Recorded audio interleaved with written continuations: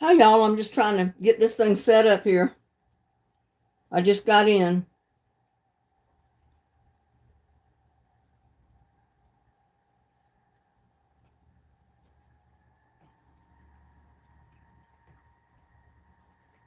Eating a cookie.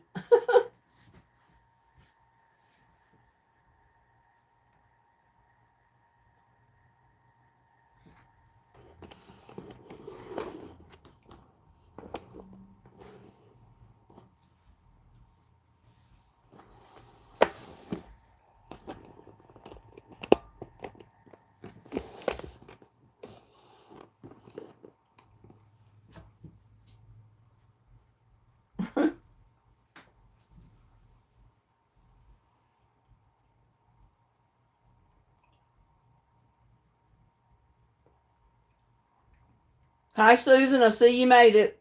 I sent Connie, Gladys, and Randy messages just now that, I'm going live right now. So if they're available, hopefully they'll get the message and join us. Hi, Shelly. How is Shelly this evening? I had to fix me a cup of coffee so I don't go to sleep. And I had shampooed my hair before I went to my son's. It was still wet when I wrapped it up and put it on top of my head. So I had to pull it down and let it finish drying before it gets much later. I don't want to go to bed tonight with wet hair. And Maureen Cullen, hello.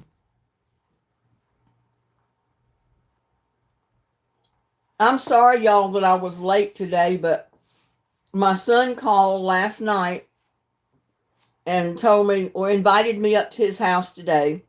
They had some work to do this morning, putting up stuff for their cows. And he said, well, after that, we're going to grill out. So come on up and eat with us. So I ended up going over there today. I was late getting there. It was like 1:30 or so, I guess, when I got to his house, when I intended to get there earlier, but it just didn't work out that way. You know how that works sometimes. There's April. Aloha, April. How's April doing?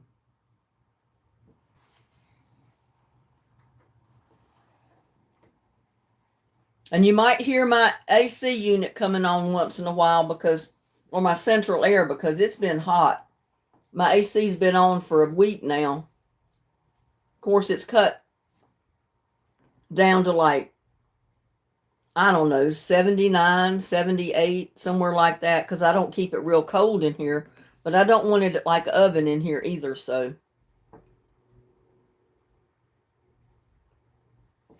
we got 10 people watching. I don't know how many in chat.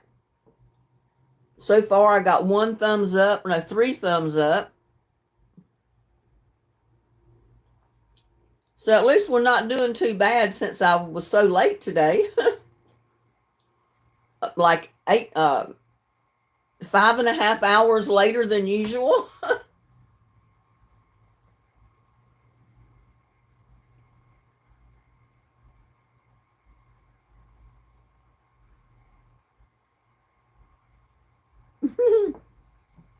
Susan said her air is on and her dishwasher because she made pasta salad today. Well, good for you, Susan. I ate the best steak in the world at my son's house today. It was so good. He really knows how to cook a steak. So he filled me in on the details on how he cooked it. So I said, well, I'm going to try that next time and see if mine turns out better than what it has been. Because mine usually comes out tough, but his didn't.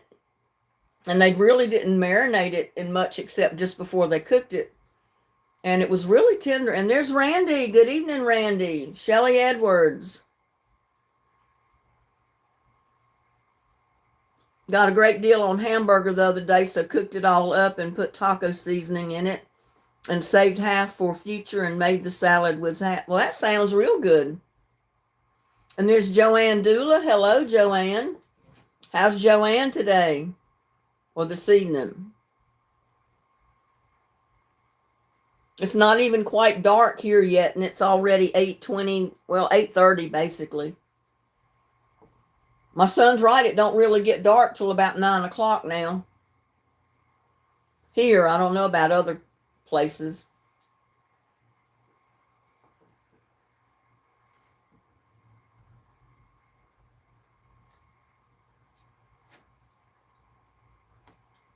Man, I've already got 4,300 subscribers. I'm pushing on to 5,000, y'all. Do y'all realize that? I'm tickled to death. Somebody's watching my videos.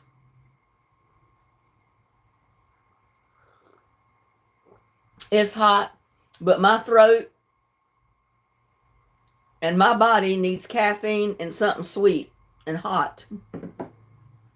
Because I've been fighting allergies today. I sneezed off and on the whole time I was at my son's because there's something down there. I don't know if it's the hay or what around with so many cattle and horses and stuff. But I sneeze all the time. My allergies get worse down there basically. And my allergies don't really bother my sinuses. It bothers my throat and my lungs. I have a hard time breathing. I mean, I was breathing okay, but I can tell it's been getting kind of raspy down in there. So something hot feels good going down my throat right now. And there's Nancy McKay. Good evening, Nancy. How's Nancy doing?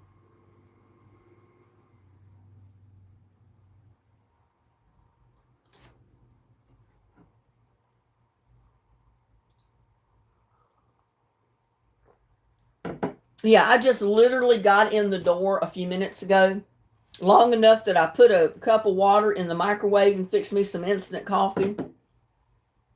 And I got everything lined up to go online or go live.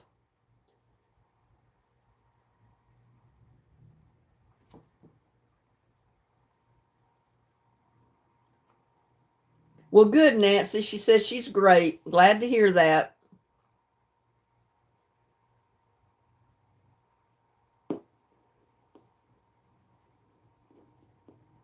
Yep, I'm moving on up.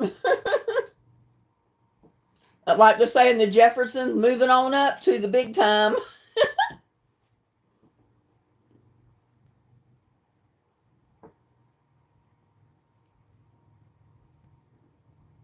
And there's Ann Watson. How is Ann doing today? I hope you're a lot better off than what you have been. I know you've been in a lot of pain and suffering. I hope everything's going good for you now, since they at least figured out what your problem was.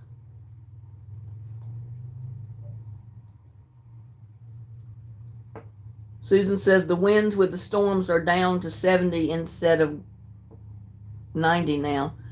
Well, at least it's not as hot.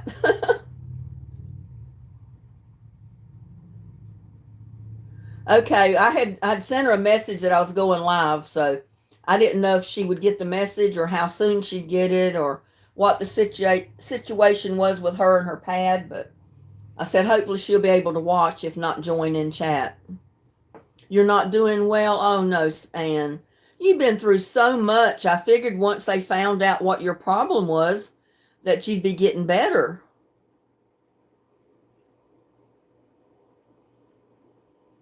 You got to talk to her on the phone yesterday, Susan? Yeah, and I thought since you said they figured out why you were in pain, that, you'd be on the mend by now. They'd do something to help you. And, I mean, I don't know what they can do for a broken bone in your shoulder or something, your collarbone or something up there. I don't know that they can put a cast or anything like that on, but. And there's Becky. Hello, Becky.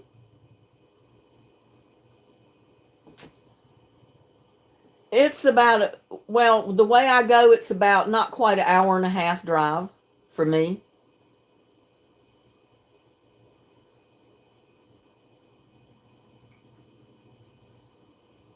They say that my son said there was a shortcut through the country roads, but I've never been that way. And I said I'd probably have to depend on Google to get me there and back, or I would not know where to turn. Shoulder joint is broken. I knew you said it was up in your shoulder. have they not figured out how to help you with that? I mean, or do you have other problems other than the broken joint in your shoulder? Yeah, I was hoping to hear that you'd be on the mend and not suffering as bad by now.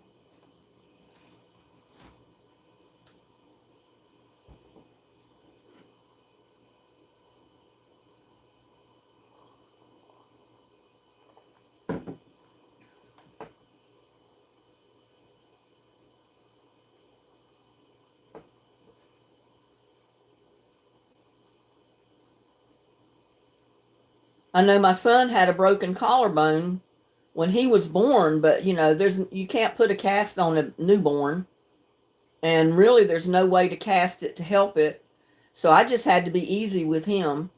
And when I was in my 20s, I was in an accident and split my bone from the joint down. So there was a cast would not help. They just put me in a body sling so I wouldn't be moving my arm around, and it healed up. But I don't know what they can do with a broken shoulder joint. That doesn't sound good.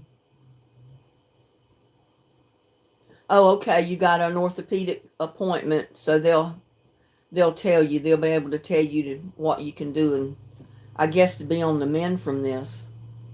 I'm telling you, you've been suffering for long enough. Something needs to be done to get you on the road to recovery for a change.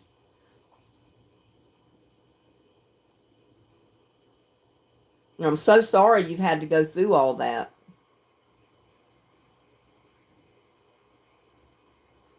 But I can't imagine how your shoulder bone got broke in your neck surgery. That is so unreal. You'd have to have awfully weak bones or be manhandled to break a bone like that. Oh my gosh.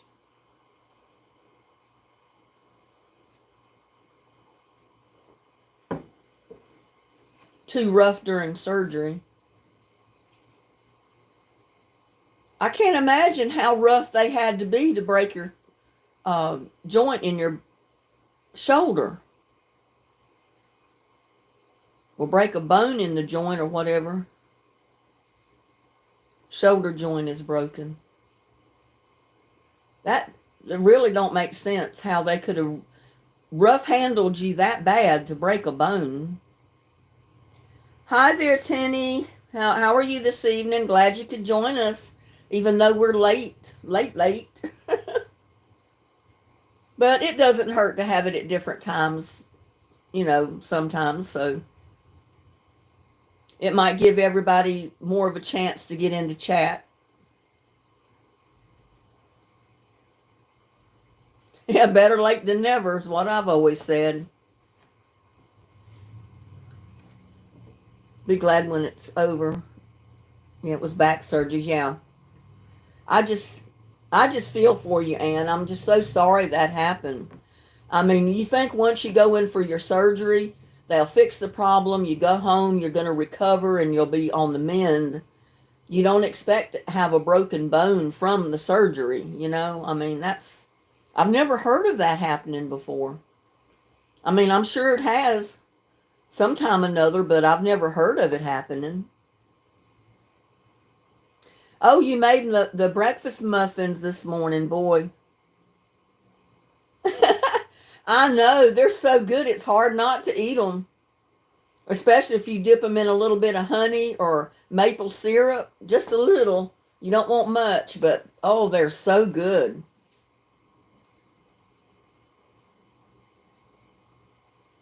I had to freeze part of them because, I had 18 muffins and I couldn't sit there and eat all of them. I had to freeze some of them, and I'll just take them out and pop them in the microwave when I want to eat them.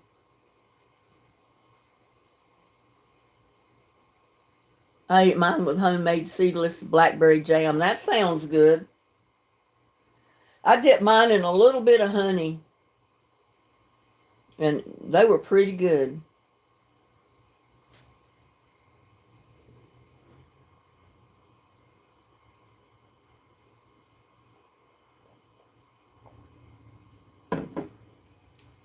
So what's everybody been doing today?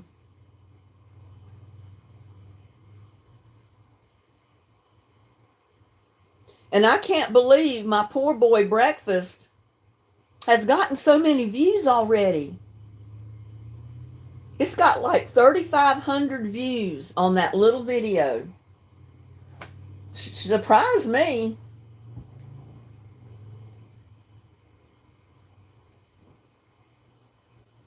It said to video would have liked to add bacon.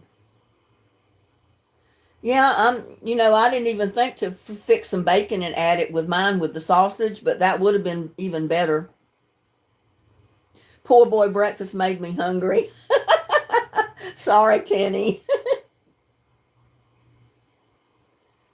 Well, when you get good food showed to you, it makes you hungry, no matter how many times you've already eaten.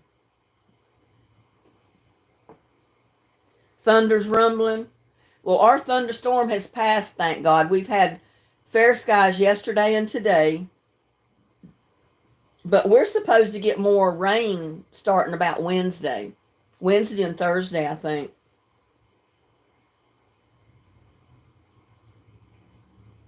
But hopefully it's not going to be any storms in it. Hopefully it'll just be some rain.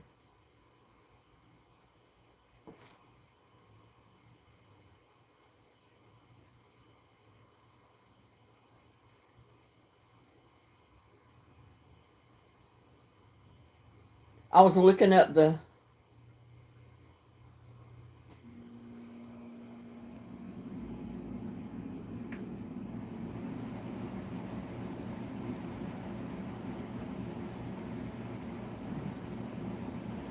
was trying to look up the breakfast on the bun and see how many.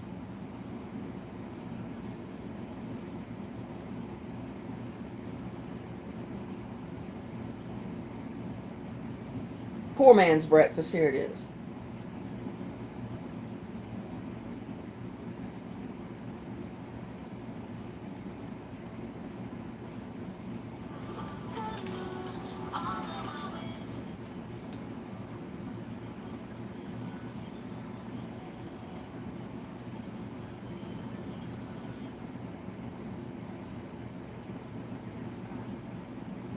I know I've got about 3,500 views on that little video already.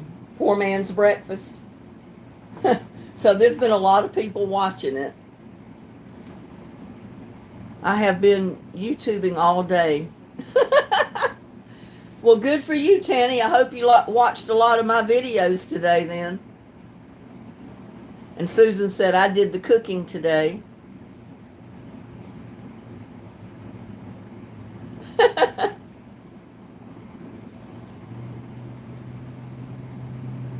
Well, I did fix me a little bit of breakfast this morning.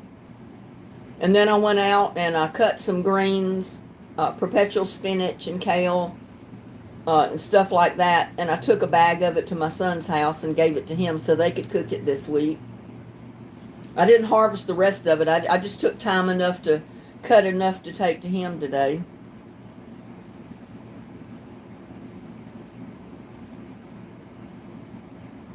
I don't know. If they've been in chat, they haven't let me know that they were there. So I don't know. And they may have been working while we were live, so, if they were working, they couldn't be in chat. So my garden is growing like crazy. I think, though, my bush beans have seen its better days. My pole beans are growing like crazy, and they should start producing pretty soon. But I picked every bush bean out there I had. But it got hot, and then it started raining so much. I don't know if the heat got to them after all the rain. The steam may have cooked the plants. I don't know.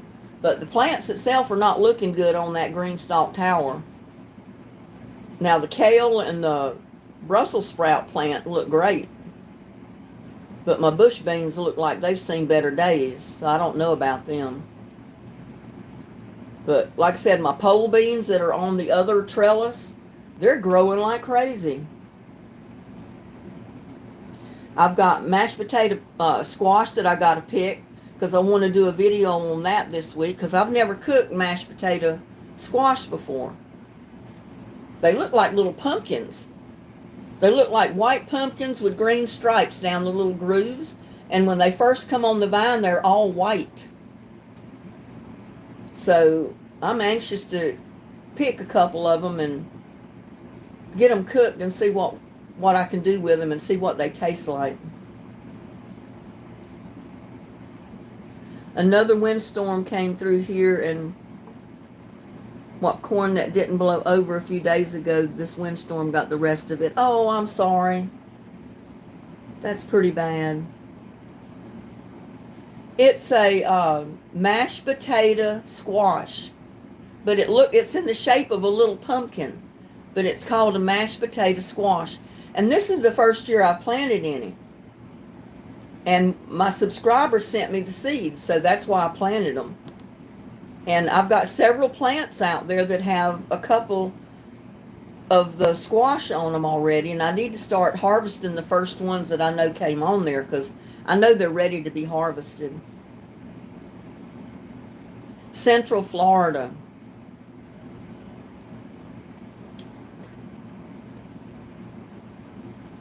Oh, Oklahoma and Kansas had bad winds today, Susan. Well, we've had a nice day here. Humid, a little hot. And my son and my daughter-in-law got sunburnt like crazy out there, putting up some kind of thing that you put the cows through that helps you load them up on your truck or trailer. It's almost like a holding chute that it keeps them contained that you could get them to go up on the trailer. I don't know about all that stuff.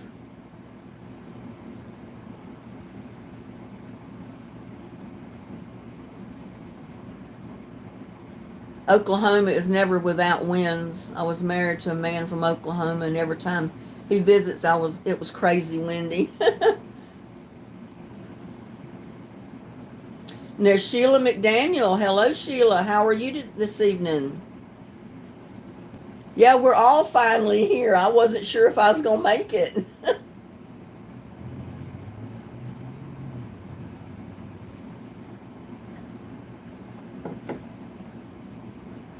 I didn't even take time to comb my hair out. I just pulled it down so it would finish drying. It was still damp where I watered it up and put it on my head to get it off my neck today.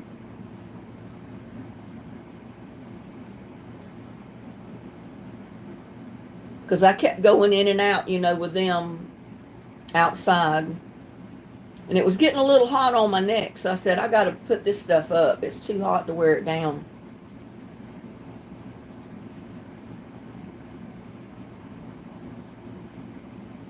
I don't know. Earlier, I got a message from her this morning saying that she was not doing good today, that she wasn't sure she'd be able to make the 3 o'clock live. Or that was before I left to go to my son's. And I messaged her and told her, I said, don't worry about it. My live is not going to be till later tonight. And I said, hopefully you'll feel better by then. And if not for her to worry. If she's not here, I understand. Because if she doesn't feel good, I don't expect her to be in chat. So she still may not feel up to being in chat.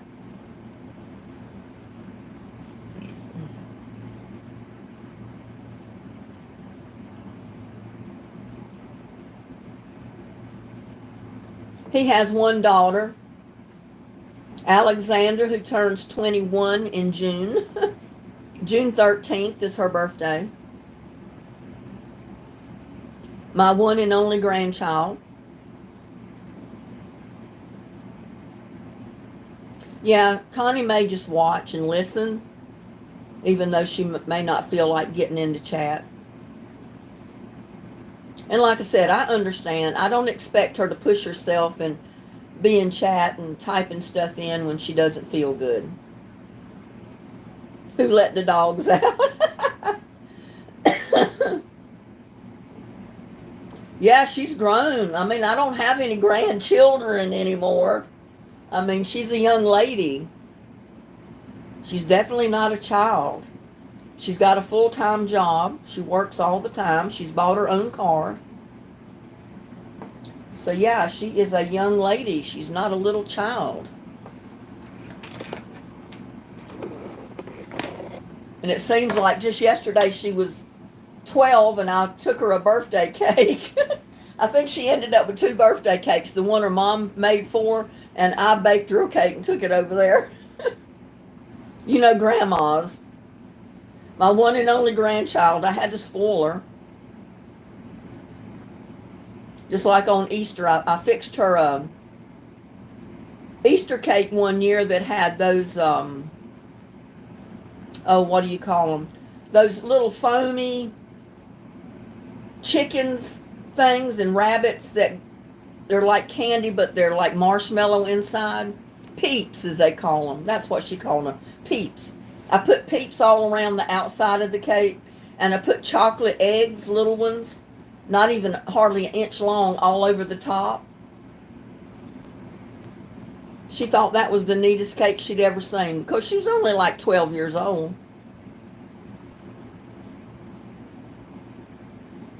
Yeah, I couldn't let everybody know because I didn't know till last night that I was even going to think about going over to my son's today. But he called and I said, well, if I don't sleep last night, that I definitely wouldn't go anywhere, but I'd have to wait and see. So I slept, and guess what? 8 o'clock this morning, I got 2 calls from Spectrum. One on my house phone, one on my cell phone, to let me know to make sure my cell phones were charged up because you could not get through to 911 through Charter or Spectrum today or for the whole week. I said, thank you, Spectrum, for waking me up at 8 o'clock on Sunday morning.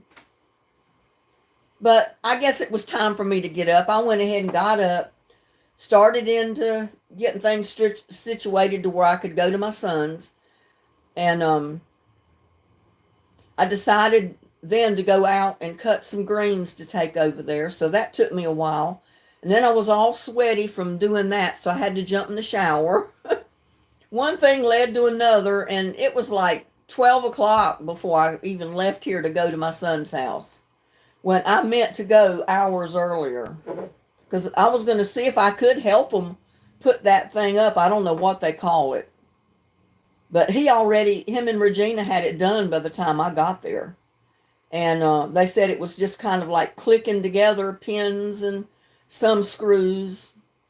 And that was basically it, because I didn't know if it was something he had to weld or not. And he said, no, it all went together with screws and pins and clips or whatever. But yeah, they had gotten it done before I even got there today. So, but I doubted I could have helped them anyway. Stand there and supervise, that'd be about it. Yeah, she was just not feeling well earlier today, and she said she may not make it. So I told her, that it was going to be later this evening, and if she still couldn't make it, not to worry about it.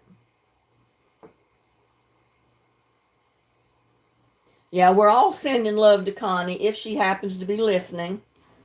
We're not telling you to come into chat. Just listening is fine if you are.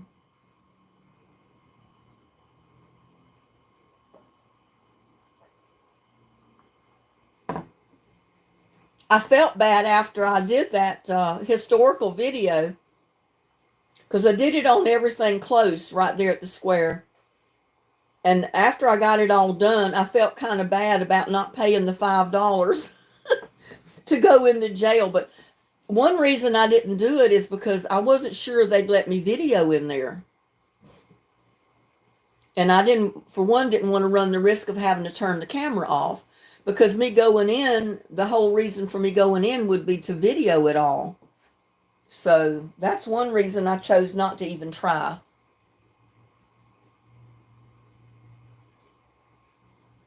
But I got to thinking, I said, you know what?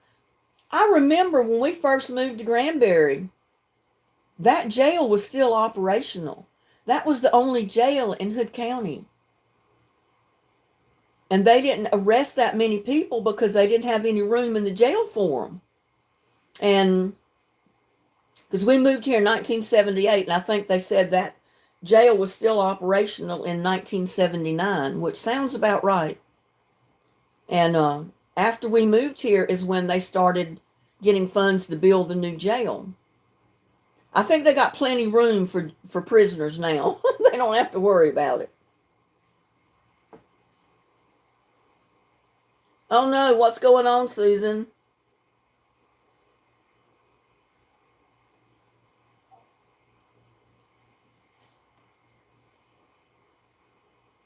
Oh, orphan. Oh, I can't type. I know, Susan. Sometimes when you type in, you think you got it all typed right and you post it, and oh my God, all the letters are changed. Same thing happens to me. Then I feel like an idiot because sometimes you can't back out and change anything.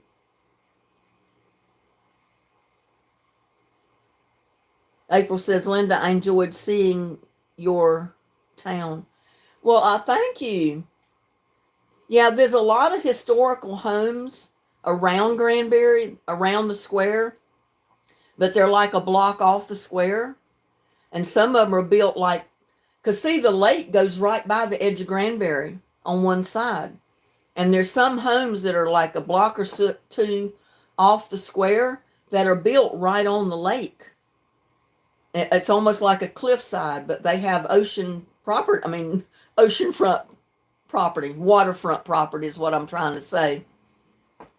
And they're all historical. And when they have the candlelight tour each year, you go on a tour of those historical homes, and they have them all lit up for Christmas.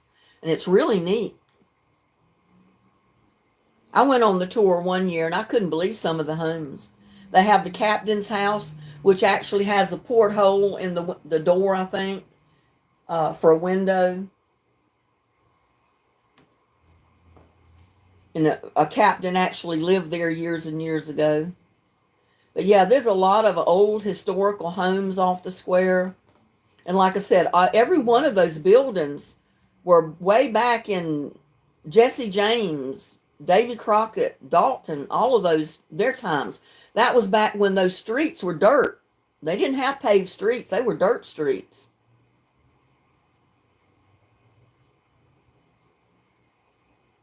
Oh, okay. Well, wish her happy birthday, Susan. April says, I love a good field trip. Well, I tried not to make the video too long. Maybe I'll do another one on maybe some of the other historical spots in town when I had more time to do it. I was all over their new grass taking pictures of those stones, those markers. And part of them you weren't really supposed to go on the grass, but that was the only way I could photograph them. And then still you couldn't really read what was on the stone. I said maybe they'll be forgiving since I was putting this video together for Hood County, for Granbury. It might bring in a few more tourists over time. You never know. I got a fly in here that's about to run me crazy.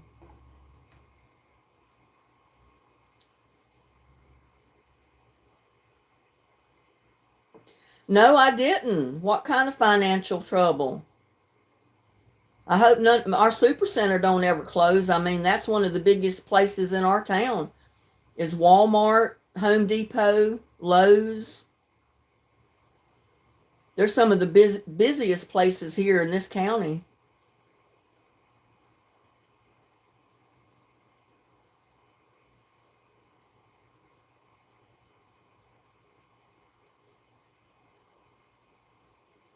Oh, really? You think Home Depot is in financial problems too? Oh my, that does not sound good. Well, I knew Target had been for a long time. We don't have a Target here, but we do in Fort Worth. I used to go to that every once in a while. I don't ever go to Fort Worth anymore. They've changed that Interstate 20 up there so much. They've made that highway a nightmare to get on. I mean, I didn't mind it the way it was before, but they were supposed to reconstructed it and made it better. I think they messed it up because It terrifies me to even get out there now.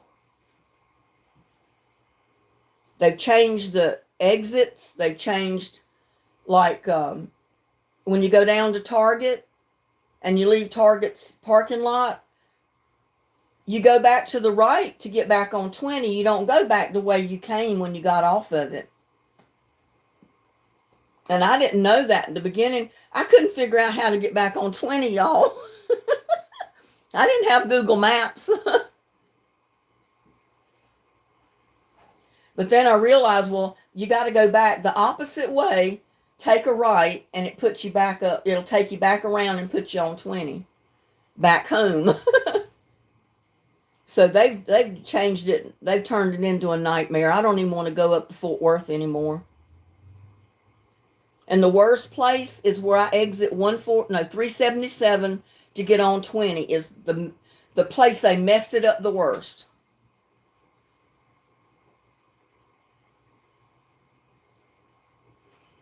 They need to leave some things alone, you know. If they work, leave them alone.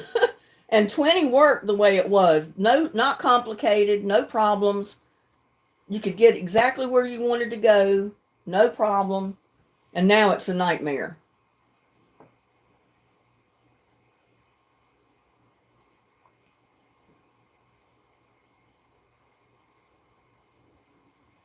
I mean, you almost have to have a road encyclopedia in front of you to navigate through some of these mix masters and all these stupid highways they've thrown together. It's crazy.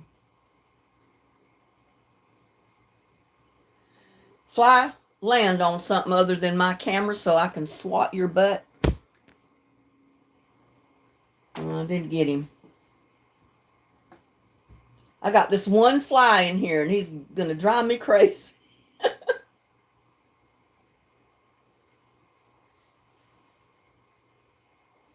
And there's Patty C. How are you doing this evening, Patty?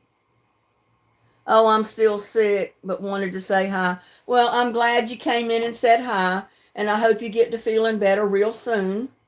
I'm just so sorry to hear you're still sick.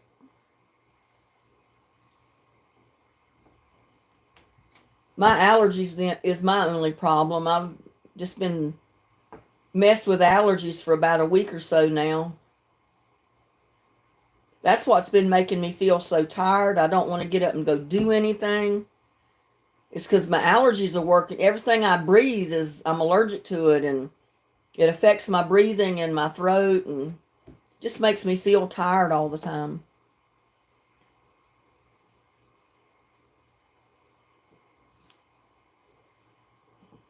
Drinking this hot coffee's not cooling me off, y'all. It's making me break out in a sweat. And I guess the sweat will cool you off eventually. I don't know.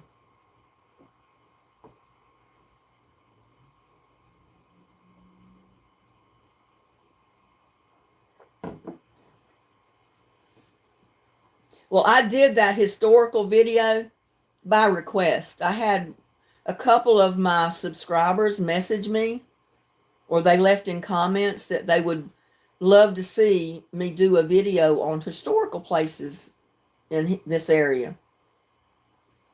So that's why I put that together. I said, I hope everybody likes it. It's not the best in the world, but it was the best I could put together at the time.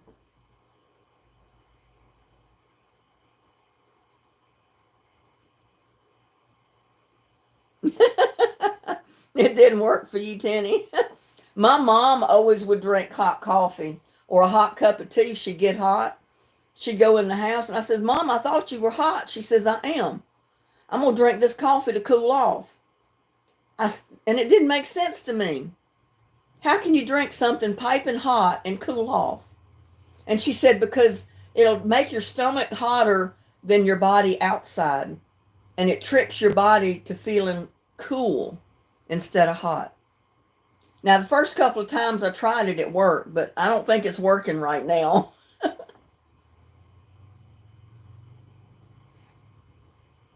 Well, that's what she always did. She'd drink a hot cup of tea or a hot cup of coffee, and she said it was to cool off.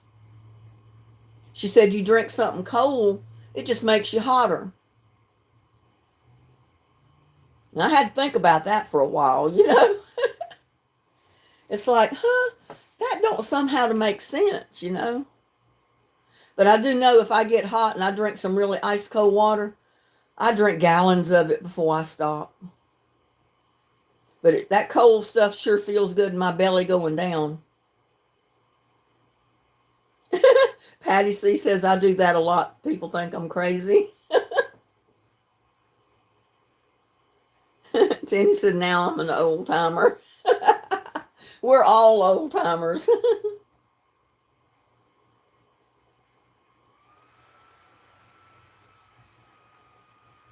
Well, I guess my body is smarter than the coffee as it makes me even hotter.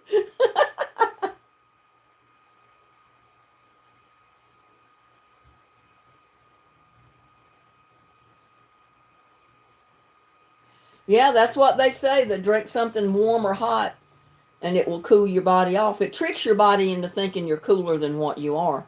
Because, like I said, Mom said it would put something hot in your stomach. Therefore, your outside of your body would be cooler than the stomach, and it makes you feel colder. It tricks your mind, I think.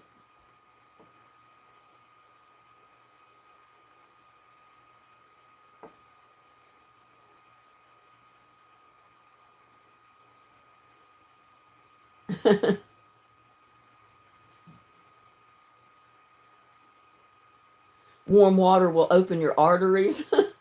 I wouldn't doubt that. Yep, they know all that good stuff.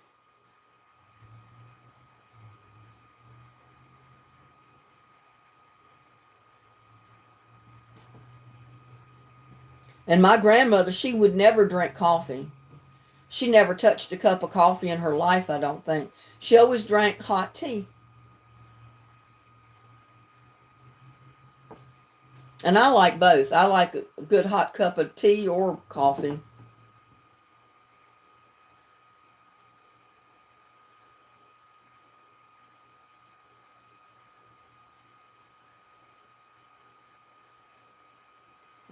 That's like Ritalin for hyperactive kids. It actually an upper, but it short circuits their systems and calms them down. Yeah, it kind of works in reverse.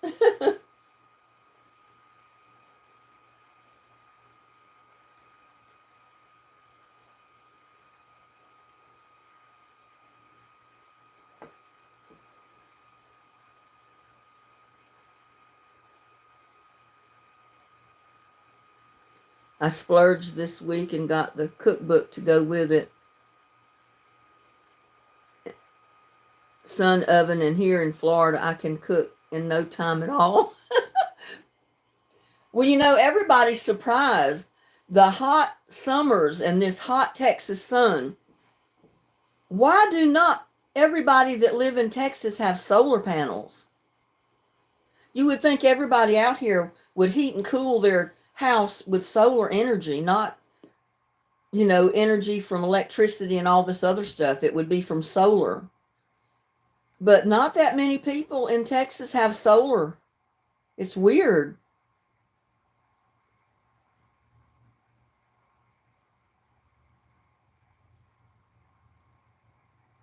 Wow, I didn't know that, Susan. Your mom told you to drink lukewarm water if I felt like I was going to throw up, and so it dilutes the acid if you do. Huh. I didn't know that either.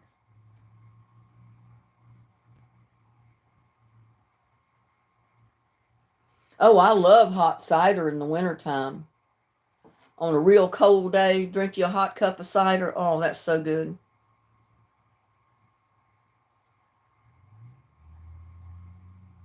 With the sun oven, I just put my food in it and set it in the sun and go about my business. Yeah, you think a lot of people would do a lot of that instead of turning their ovens on in their house. I've never tried a sun oven, so I don't know.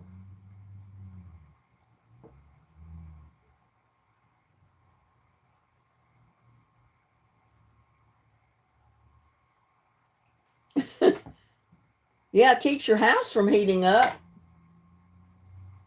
I could start baking cakes and cupcakes and all that good stuff in the sun oven and not turn my gas oven on and let it fight with the AC unit to cool the house down.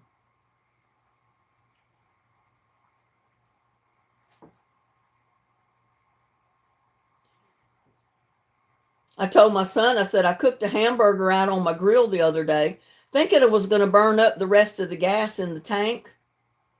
It cooked that burger and it was still burning. So there's still gas in that tank. It's a low flame, but it's still enough that it got the grill up to almost 300 degrees.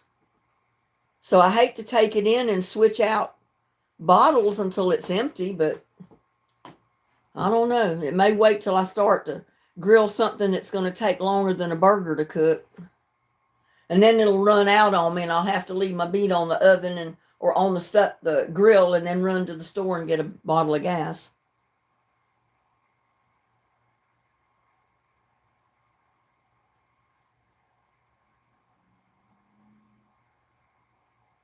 Oh, wow, April, I didn't know all that. Cardiac arrest and I died. I was shot 3 times and flown to Ohio. I can't pronounce that. OU. Can't pronounce those Hawaiian names. And there's AS Blind Maid Production. Alfonso, how are you doing this evening? We got Pat Butler. Hello, Pat. Glad you could make it.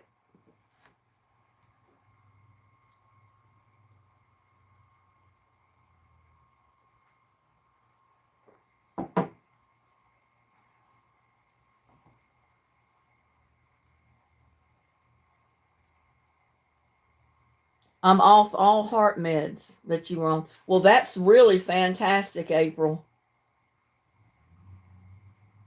Now I want a cup of... Well, go get you a cup of coffee, Tenny.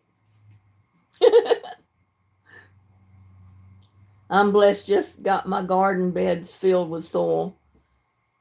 Way to go, Alfonso. You gonna plant something good? Today would be my 40th anniversary. My husband passed last year. Oh, I'm sorry, Patty. April says I'm in the Mayo Clinic study. Oh, wow. And Patty C said she was a kid when she got married. I was too the first time. Well, glad you did, Pat.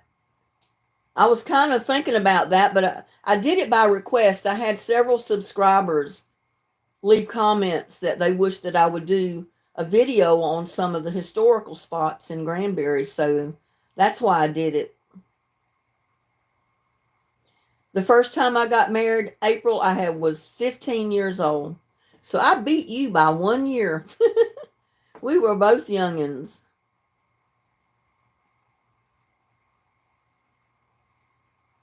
You can't start planting until next month.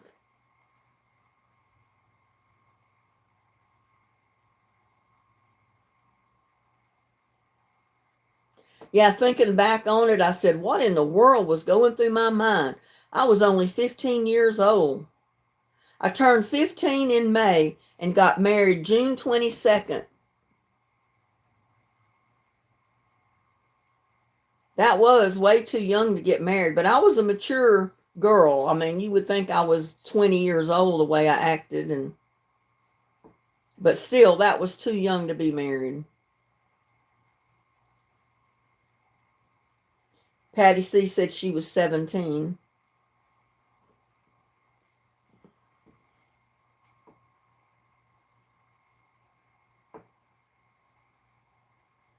Kids don't seem to marry young anymore. No, they don't. And that might be a good thing. Who knows? The only thing is, when they do get married, a lot of them don't take marriage seriously. I mean, things didn't work out for me on either marriage, but oh well, sometimes you can't help it.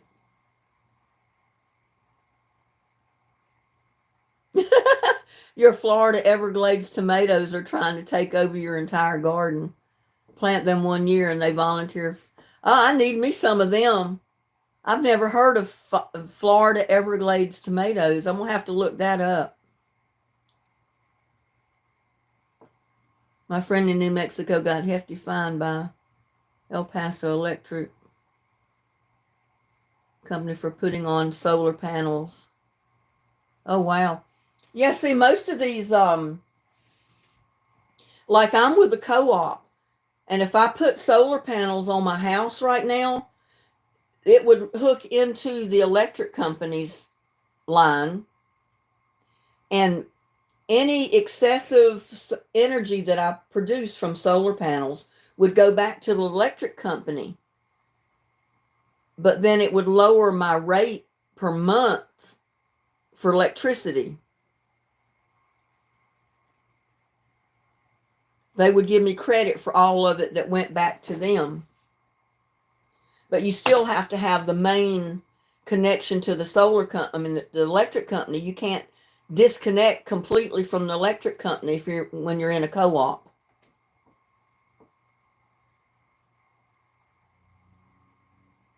Well, my marriage lasted 10 years.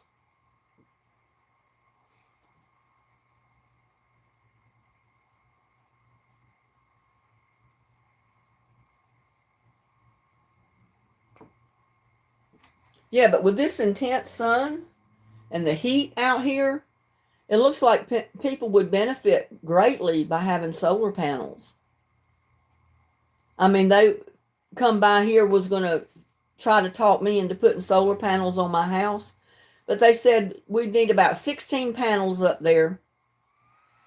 They figured it up. It was going to cost me about $300 a month, flat rate, for 20 years.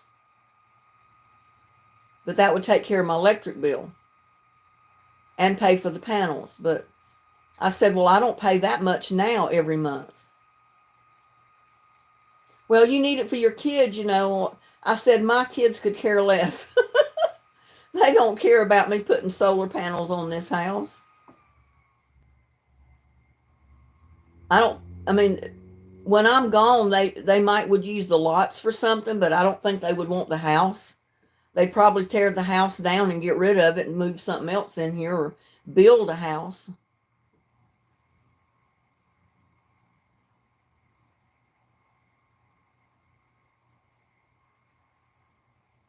Mm. Well, my first marriage, it was a lot of financial problems. I mean, he was a really good person and all that. He tried to provide, but you know, it's hard, especially when you start having kids, to sit there, watch your husband go to work every day and know he's not making enough to pay the bills, put food on the table, and that type of thing. And to my knowledge, we didn't have food banks or anywhere you could go for, you know, that type of help back when I was young.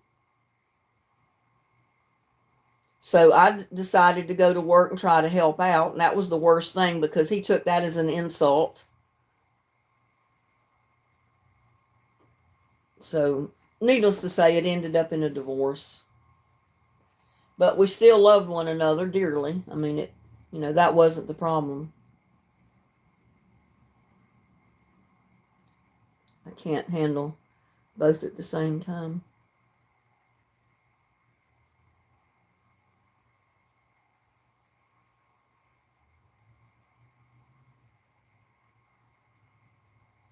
Yeah, you didn't have the churches that had food banks or people helping people or other organizations that put together like food banks where you could apply. And if your income was so, that you qualified, you got free food every week. We didn't have that back then. So there was nowhere to get help that you knew of. I mean, we had welfare, but there's no way that we were going on welfare.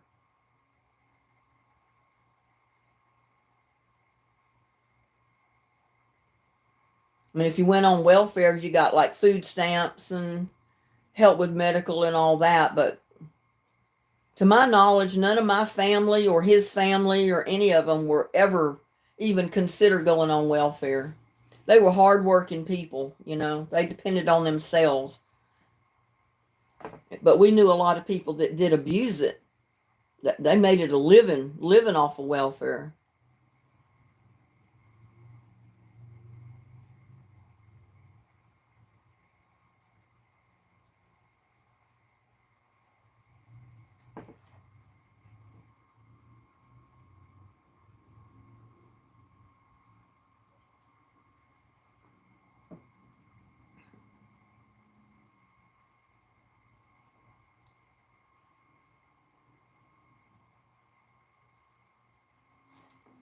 Now can hardly afford to buy pintos to cook rice and beans. Well, have you checked into food banks around where you live, Tenny?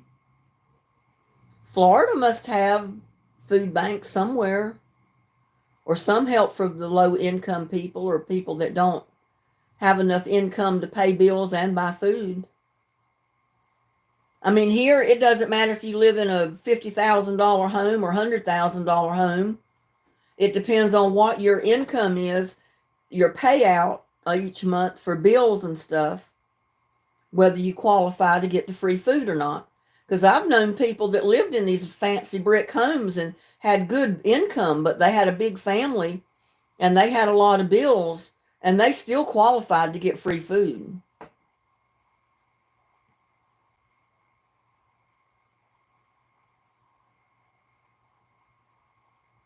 Right, you didn't ask for help.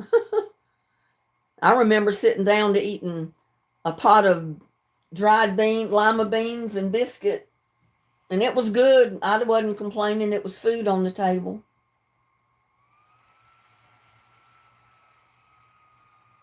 You lived on the base. Well, that was good. Cornbread loves to go. Oh, that's neat, April. He likes to go see the kids in the hospital. Tippy tries to bite strangers, but she has no teeth. How cute. So she doesn't have anything to bite with. She just gums them.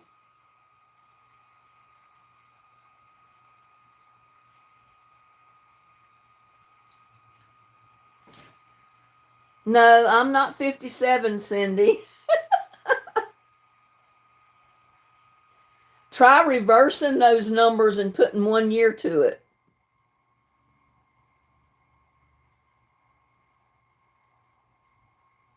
I'm a bit older than you, Cindy.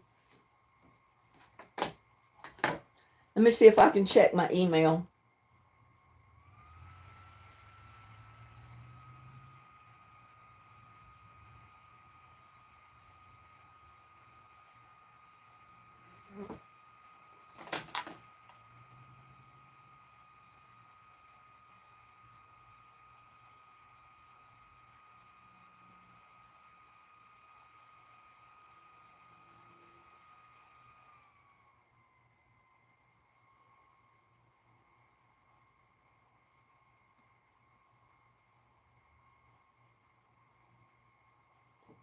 Had to take 2 pictures to get full pantry in. Worked in the pantry yesterday organizing.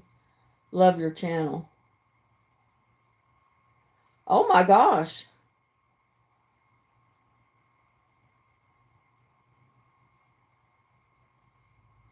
She sent pictures of the food pantry there.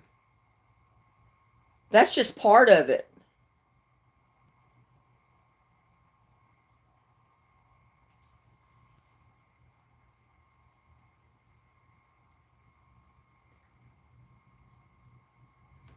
And there's the other part.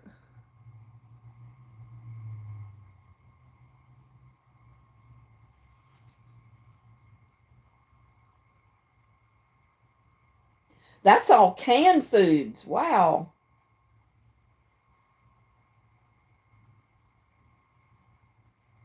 This is your own personal food pantry, Tenny? Oh my God, you put some work into that. That's all canned stuff in jars. You can't tell it from the pictures, but that is all. I've tried to enlarge it so you could see, but it's all canned food in jars, glass jars that she's canned. It don't look to me like you need that you need food. You got a food pantry that's stocked. Oh my gosh. I mean, you probably still need other things, but you got food in that. That's for sure.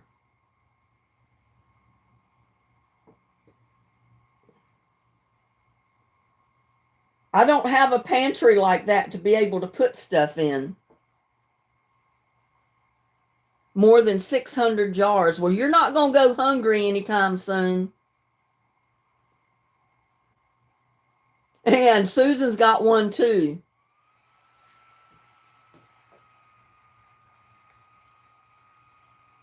So you were just kidding about not having food. I don't have anywhere, a room like that I can put stuff in to use as a pantry. I live in this mobile home. I don't even have a room that big. My rooms are little bitty.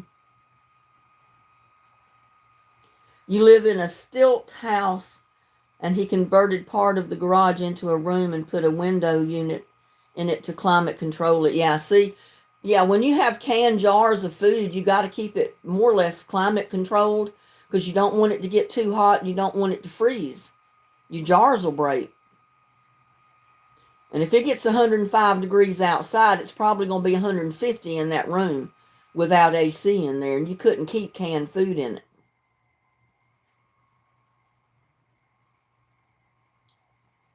And part of yours is in storage. Well, I guess I could take furniture out of one bedroom and use a bedroom as a pantry. That's about the only thing I could do to be able to keep it more or less climate control like you need to do. But I've got, bedroom furniture in each one of my bedrooms, so I really couldn't do that unless I got rid of stuff.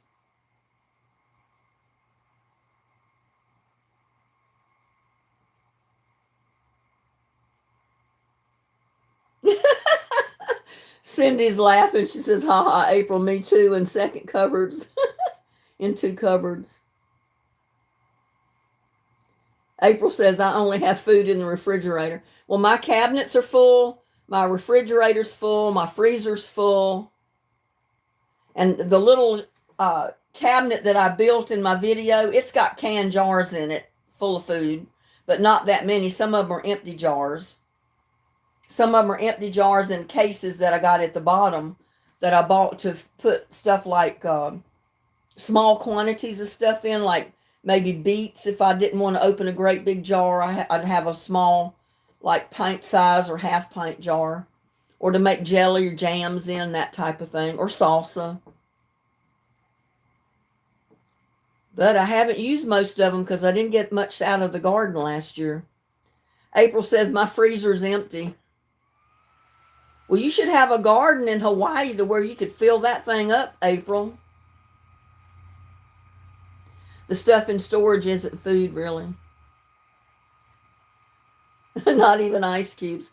I've got ice cube trays in my refrigerator because that's how I produce my ice. And my son and daughter-in-law gave me an ice maker over here. And I've only used it once or twice since I've had it, but that doesn't mean that I'm not going to use it. I thought about that the other day. I took the 2 ice trays out of the freezer here to give me room to put some meat up there. So I only have 2 ice trays, and it's in the regular refrigerator freezer now.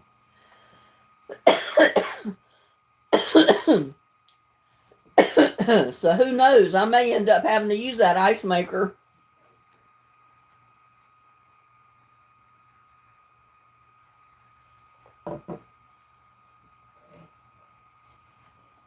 My freezer's full too, Susan.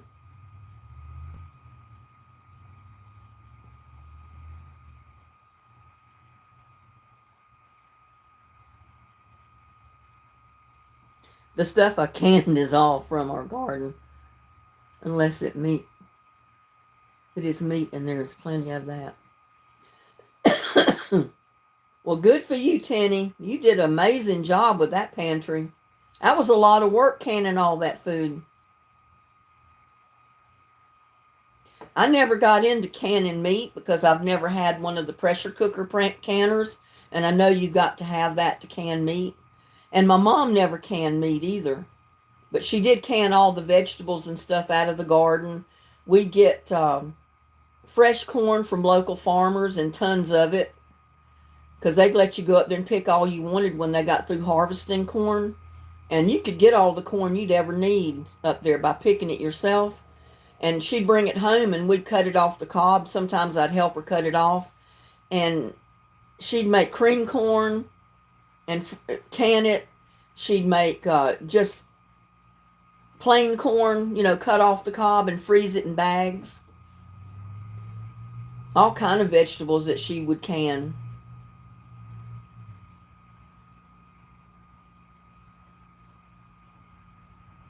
Yeah, that's the only thing I'd be afraid of with freezers is, you never know when they're going to break down. And if they do, a lot of times you lose what you got in them. Now, if it's a new freezer, a lot of times they're covered for that. If it breaks down while it's still under warranty, they usually will replace the food that was in your freezer. But I don't know if all the warranties cover that. But of course, usually it's not going to break down unless it's out of warranty. You know that. So then if that happens, you've just lost all your food.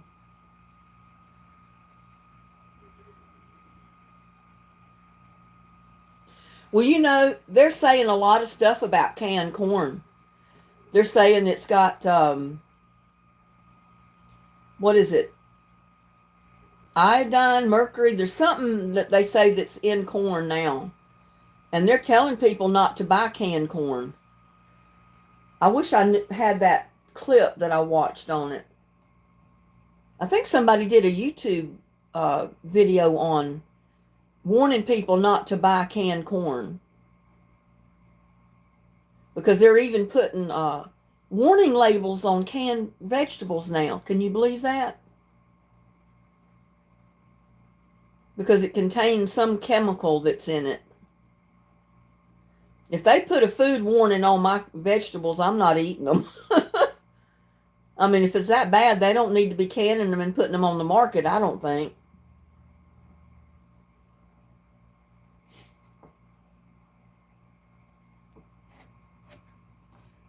Wow, thanks for warning. Let me see if I can find it. I don't know if I can or not. I don't remember what it was called.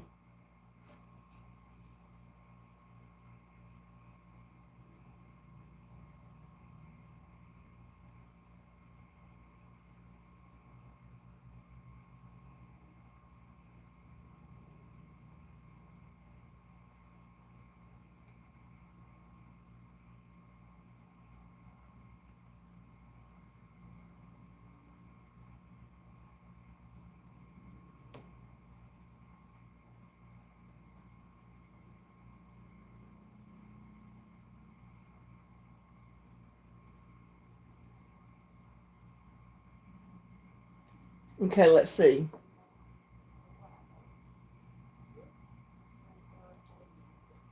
Walmart that I recently bought. Okay.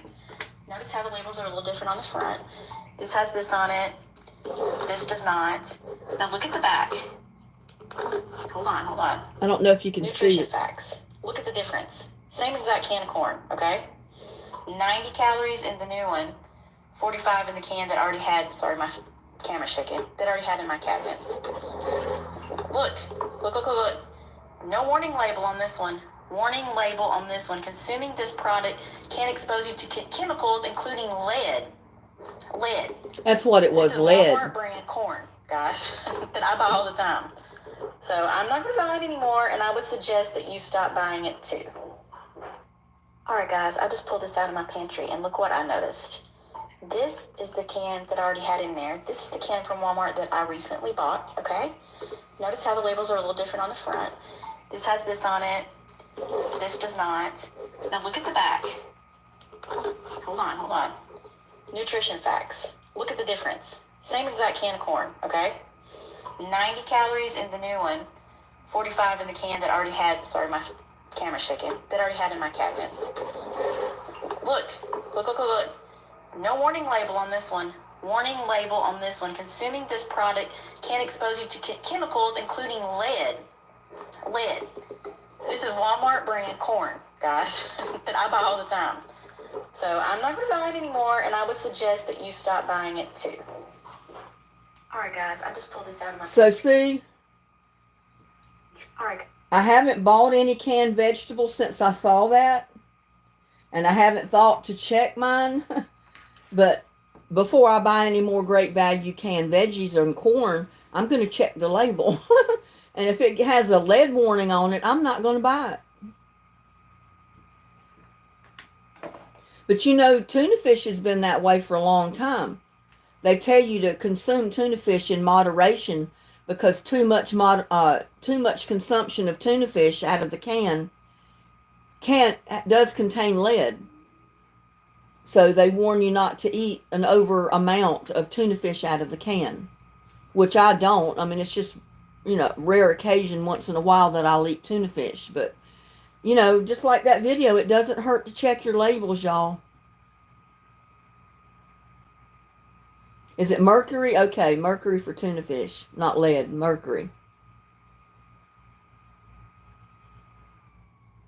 Yeah, a lot of stuff is going to be coming from out of the country. There's no telling what they're putting in our food. I don't want food from India. They need to get that food from the United States. We don't need lead in our corn. I don't know, April. It's doubtful. That's why so many people get sick early in life and they suffer so much with so many health problems. I think it's because of everything, all the stuff that's put in our food today. Because, you know, more and more people eat from food from the store that's been processed and canned and packaged. They don't eat out of the garden like years ago we used to do. So they're not as healthy as other people are. You know, the people that grew up basically on a farm eating healthy food. They're eating all the processed food that's got all the stuff in it that you don't want. Really, I'm going to be checking my labels. I'll tell you that from now on. It's got a warning on it like that. I'm not buying that can of vegetables. India's food is pure, no preservatives. Well, then why would they have a warning on there for lead?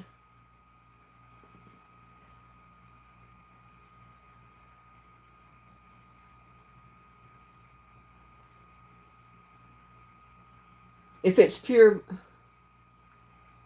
Yeah, fruit comes from everywhere. Mexico, Florida. It comes from out of the country and ships in. You don't, you know, you have to look at labels, and then sometimes the labels don't tell you where it's from.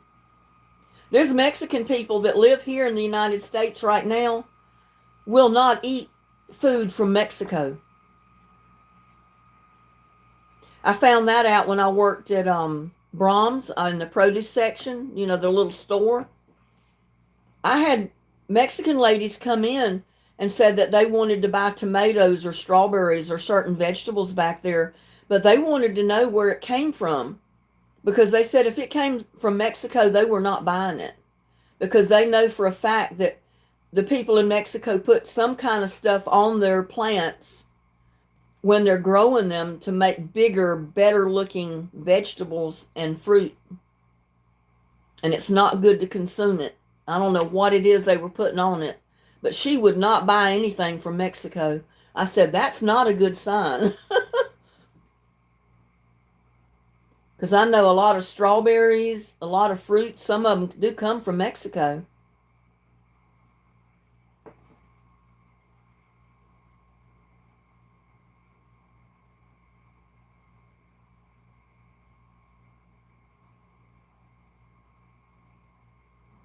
I don't know. Like I said, I'll check my labels from now on.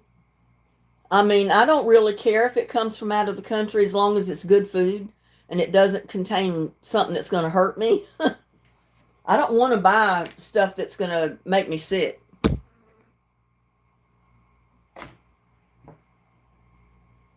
Get the lead out. Yeah, Shelly, tell them to get the lead out.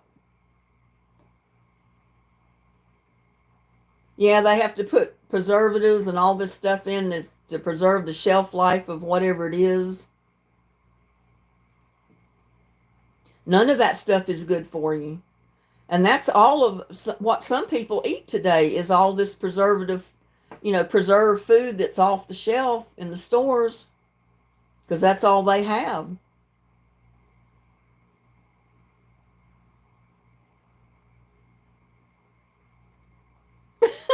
April says, I don't want to eat. It'll turn you against food, won't it, April? You don't know what to put in your mouth anymore. And really, the meat that's in in the section where the meats are, the fresh meat, you don't know what they fed those animals. You might think you're buying healthy meat because it's fresh. It hasn't been preserved, but you don't know what they fed the animals that produce that meat.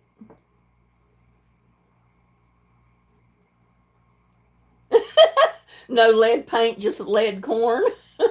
Yeah.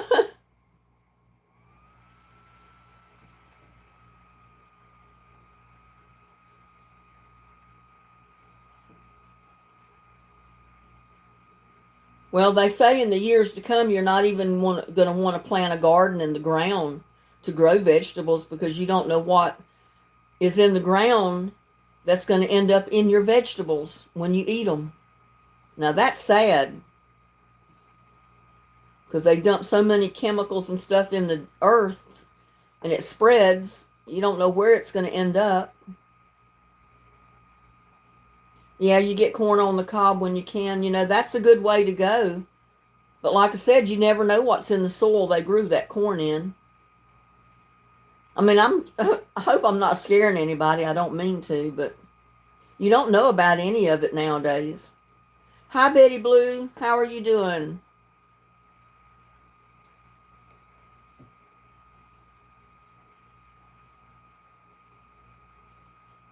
Can't even dump wood with lead on it at the dump. Well, that's good, but I don't know where they get rid of it.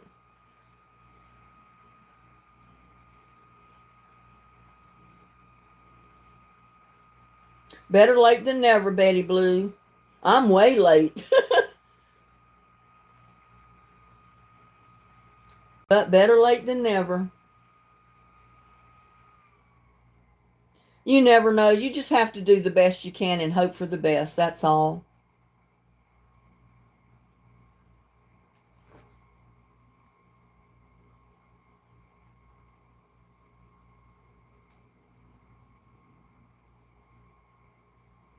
My son had a whole row of pots lying in the back of his house before you get to the patio with pepper plants, tomato plants, different kind of tomato plants all in a row.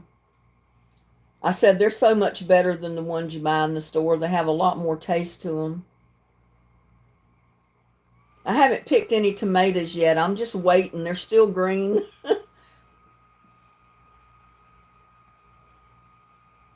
And some of my tomato plants are not big enough to transplant yet. So I'm hoping to have tomatoes all summer if the heat don't kill them. I was about to get that fly. That one fly is going to drive me crazy in here.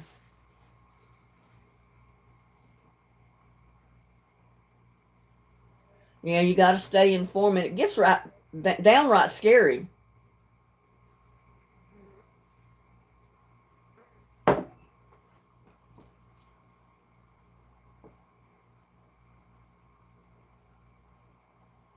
Yeah, really.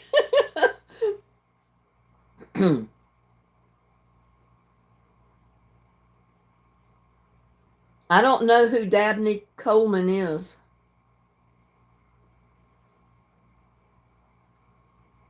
Oh, a great actor.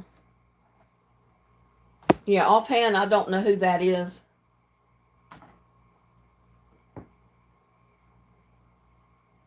Well, hi there, Michelle. I miss seeing you. When did you come in? I'm sorry, I didn't mean to ignore you. How's Michelle doing this evening? Oh yeah, 4:30 a.m. comes awfully quick. Working 9 to 5.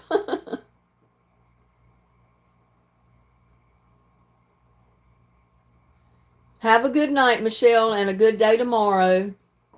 Glad you could make it even though you can't stay.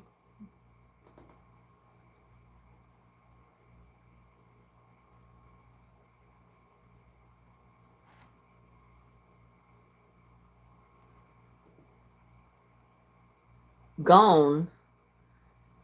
I am a new here, Linda, and everyone. Yeah, I just started to say you got to be a newbie because I don't remember seeing that gone as a name in live chat before. Well, but welcome, whoever you are. We're glad to have you. And Juanita Taylor, how are you doing? I understand it was human faces.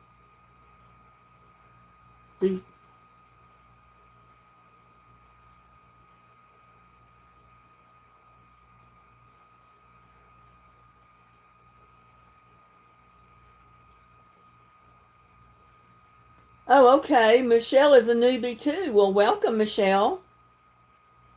I didn't think I had seen just the name Michelle up there before, but welcome. We're glad to have you as a new subscriber. Glad you could come in to chat this evening.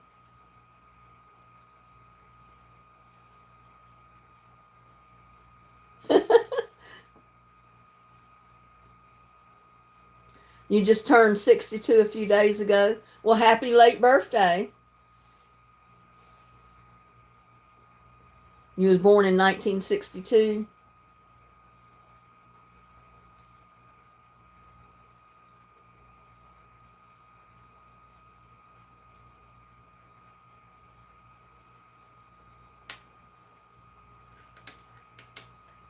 Yeah, I'm always tickled to death when I get new subscribers showing up in chat.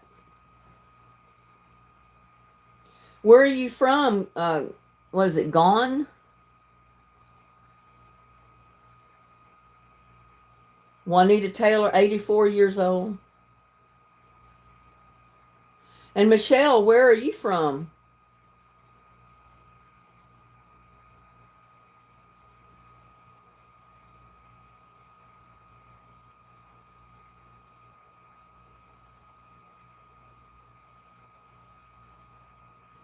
Oh, I guess she's left already. United States of America. What part of United States?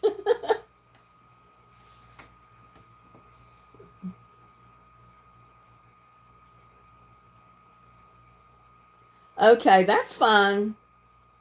We have people that live in other countries, is why I'm asking. We've had people from Australia, all different countries that have been in chat. Some of them that could not even speak English and they type in their language and I could not read the post that they put out. And I hated that because I couldn't communicate with them because they didn't speak English. Sometimes I wish that our live chats had a translator in it so you can convert different languages to English, in chat, but I guess they don't have that yet. Oh, Nashville, Tennessee is where Michelle was from. Got to be safe on the internet. Well, that's true. Used to live in Nashville. Yeah, I mean, I'll ask because I'm interested, what state you're from, but I understand you don't have to tell us. That's perfectly fine. You're still one of us.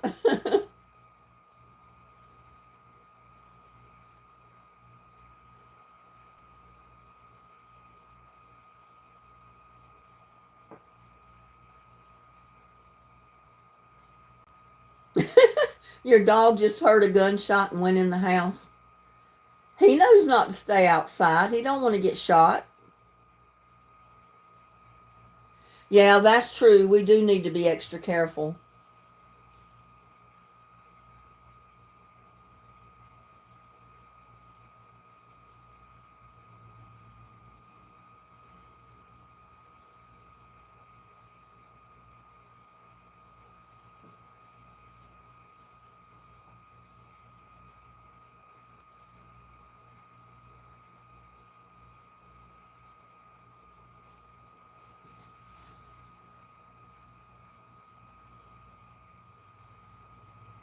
What kind of weather do you have where you're at, Gone?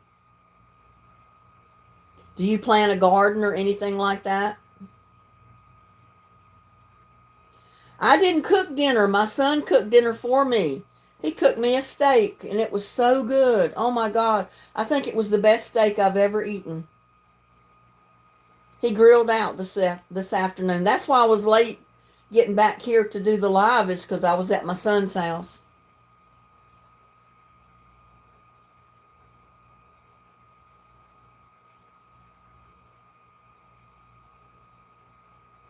He fixed a steak and asparagus on the grill.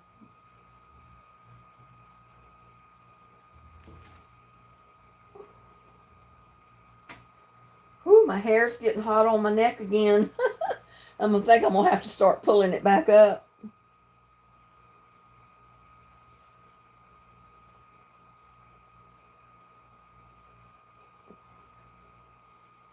My hair was finally drying. Now I'm starting to sweat and my hair's getting wet again. Don't want that because I'm not shampooing my hair again before I go to bed tonight. It takes too long for it to dry, and I don't want to use the blower on it because it dries my skin out so bad.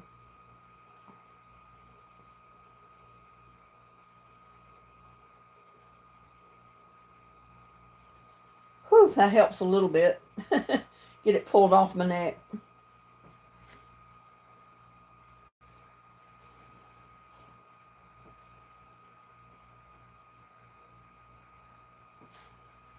Build good memories because that's all you get when you're old.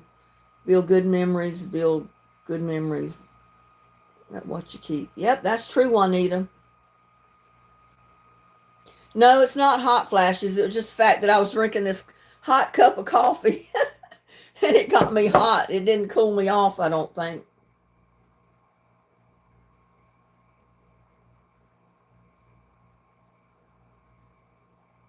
I'm going back in, I guess, April says.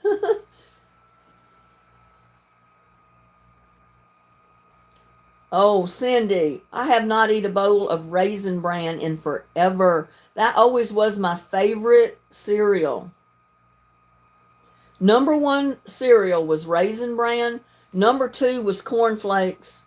Number three was shredded wheat. And then down the line was Cheerios. I've not even bought a box of Raisin Bran in years, I don't think.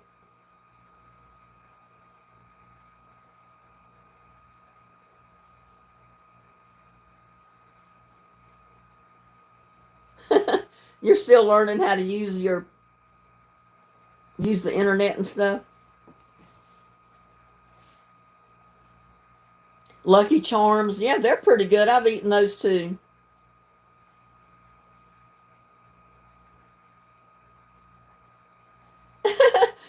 Me either, said I just bought some today and I'm happy.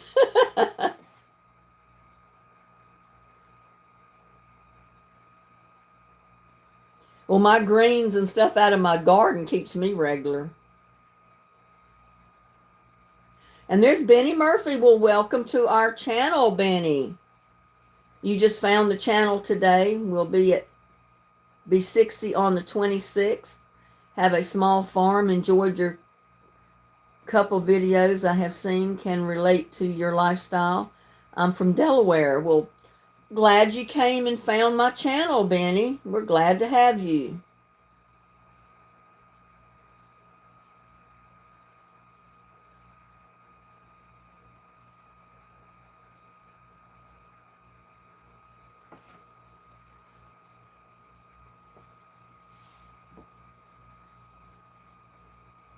Yeah, everybody give Benny a hello, a welcome.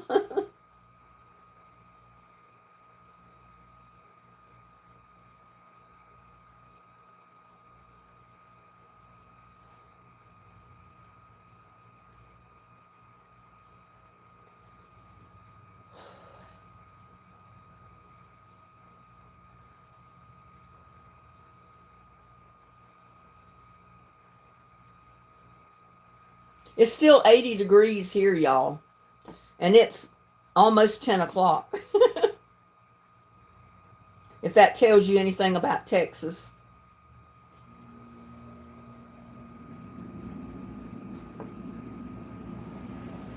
April's fixing doggy dinner.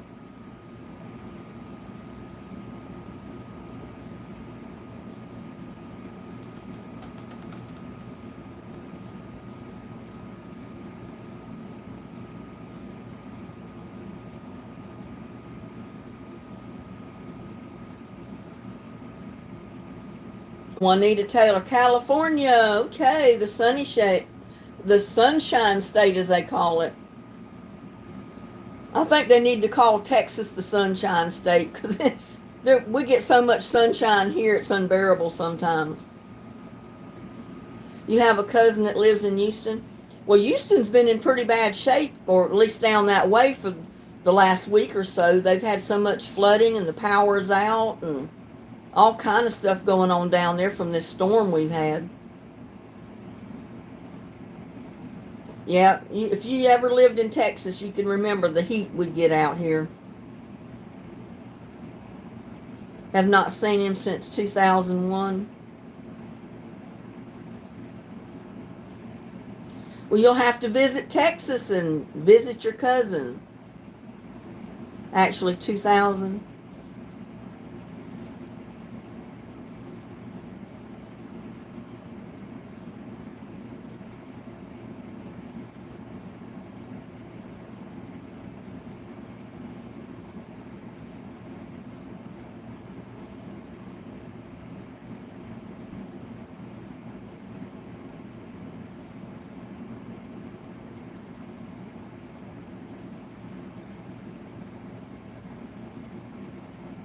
Still in the upper 80s there, Sheila.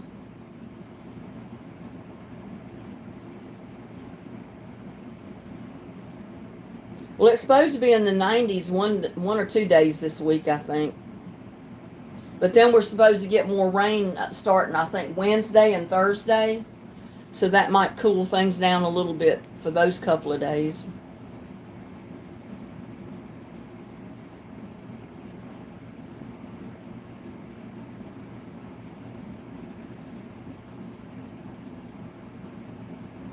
Okay, Gone. Well, you have a good night. Hopefully, we'll see you on our next live chat.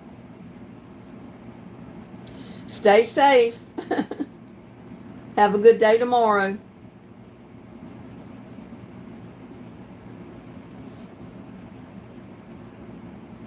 Thank you.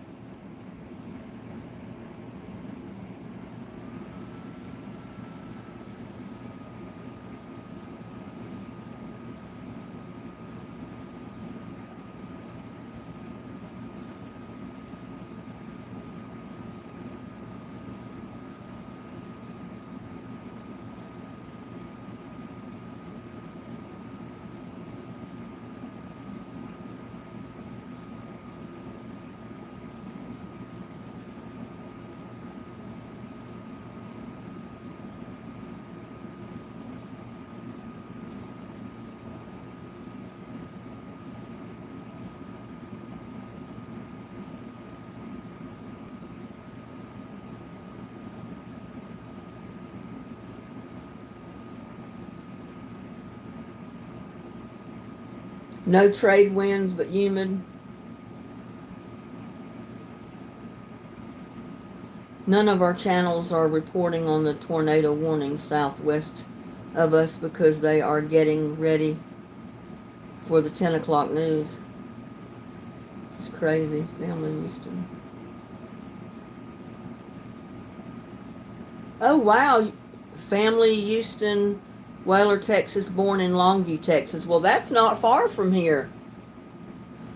Longview is not too many hours drive from this area. Oh, wow, you had a small earthquake. I don't want earthquakes. I mean, the ground could just open up and swallow you.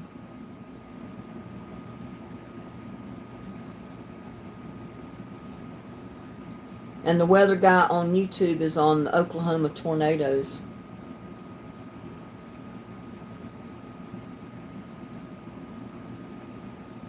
Oh, from the volcano?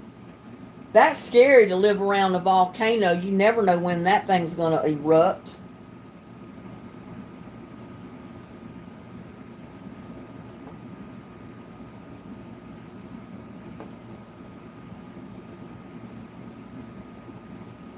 Be in the upper 90s all week where Sheila is. Oh, it's not on your island? Well, that's good.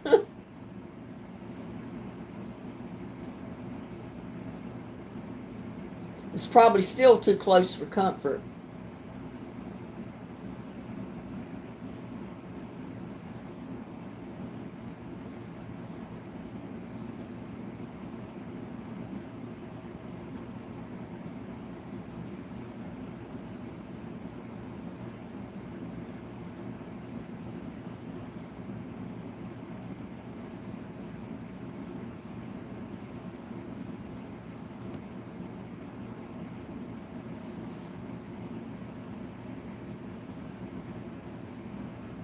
I haven't seen Kai come in tonight. He must be busy with his little boys.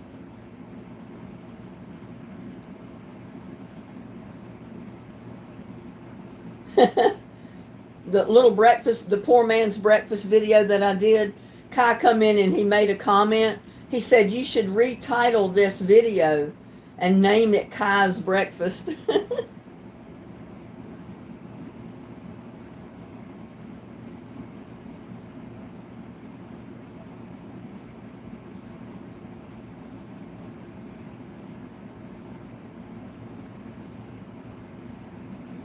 I've hit 4,313 subscribers. Man, that is better than I ever thought I would do. But hey, I still want more. And I've got 4,500 views on Poor Man's Breakfast already. Oh my God. That's the video that I posted yesterday. I got to post more like that. I could handle 4,500 views on every video right up front. I mean, hey. Looking for eggplant dressing. I know, it's outrageous. You'd have to have a pretty darn good income. You'd have to go back to old school basics. A lot of dried beans and chili and soup. A lot of fried cabbage meals. That shows you we are all poor, yeah.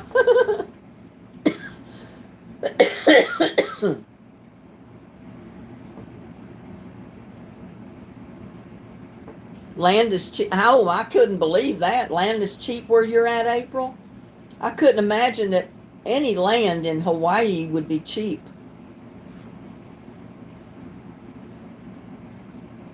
I think that would be one of the most expensive places to buy property.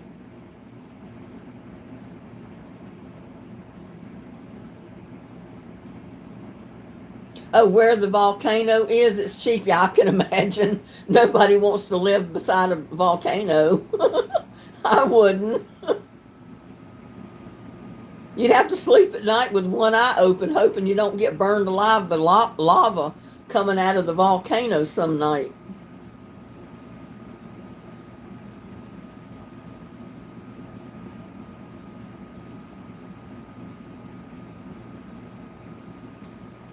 Homemade gravy or more water in the soup. Yeah.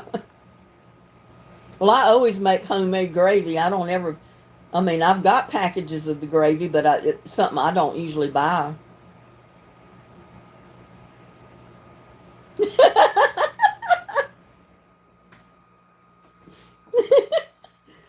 sorry, y'all. I was reading Sheila McDaniel's comment. You know, when I did that video, I had all I could do to keep from cracking up laughing at myself doing that video because I meant it to be funny. But I said, I don't know how many people will think I intentionally did that wanting it to be funny, or they thought I'd lost my mind when I when I reached for that hammer to crack that Christmas crack up.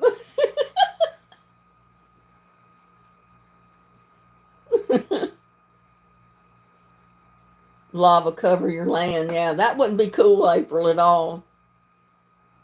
I don't think I could lay down and go to sleep at night knowing I was beside a volcano.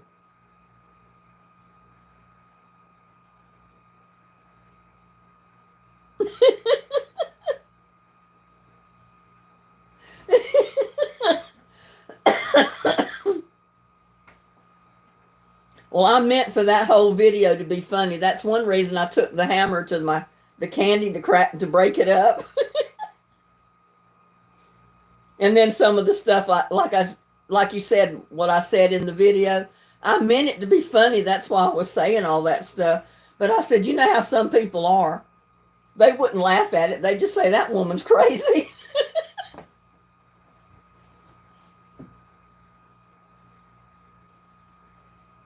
Yeah, I thought to myself, I go there and tell my son I brought him some Christmas crack. He's like, what? And that's pretty much what he did.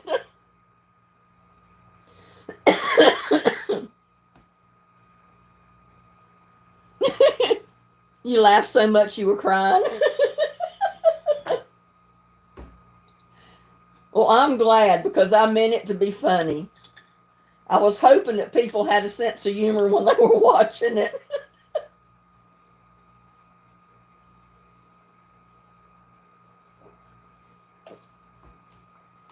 I don't know what I'll come up with this year. But it was good. That Christmas crack was real good. I put enough stuff in it for 2 or 3 batches of Christmas crack. It had to be good.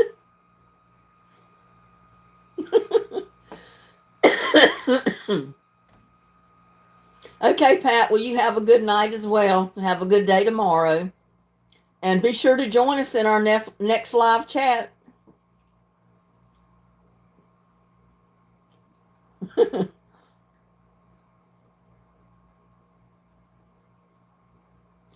said, I said one about the nuts and the other about giving my crack to your son.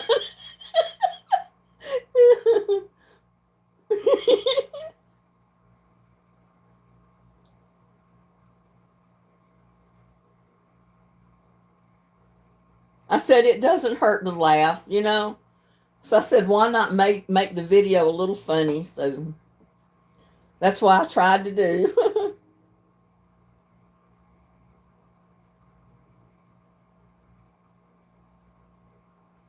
Oh no, my son on mainland does. I'm so afraid he might get fentanyl.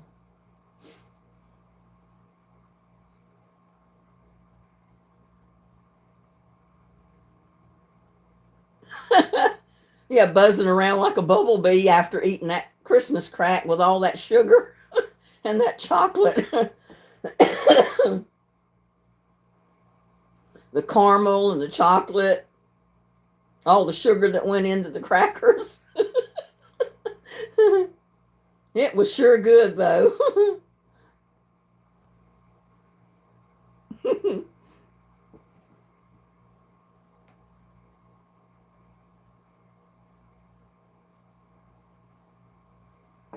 I always look forward to the live chats when growing up used to call a good friend and spend the evening chatting away on the phone when attached to the wall. This reminds me of that in some ways.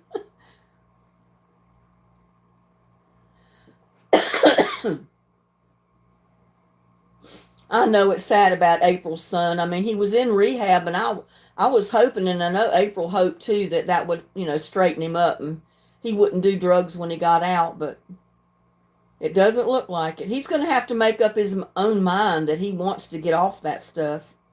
I guess he's going to have to hit total rock bottom to make him realize what he's doing.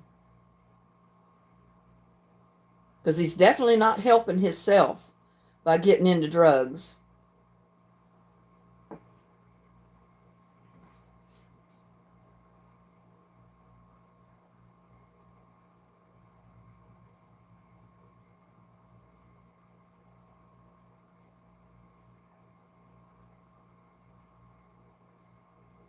The San Andreas fault. 4 pills out of 10 are deadly. Wow. Yeah, and he could get hold of one of the bad ones. And I know I can't imagine what you're going through, because that would just literally kill me if I had to watch my son do stuff like that.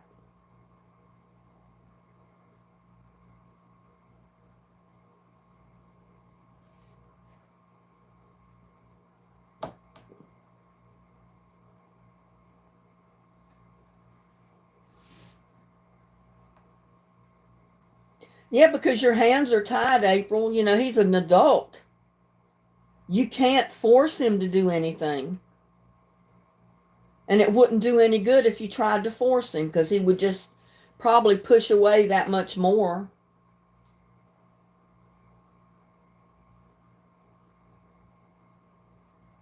He's only 39, and that's too young to be doing that kind of crap. He's just going to ruin his whole life.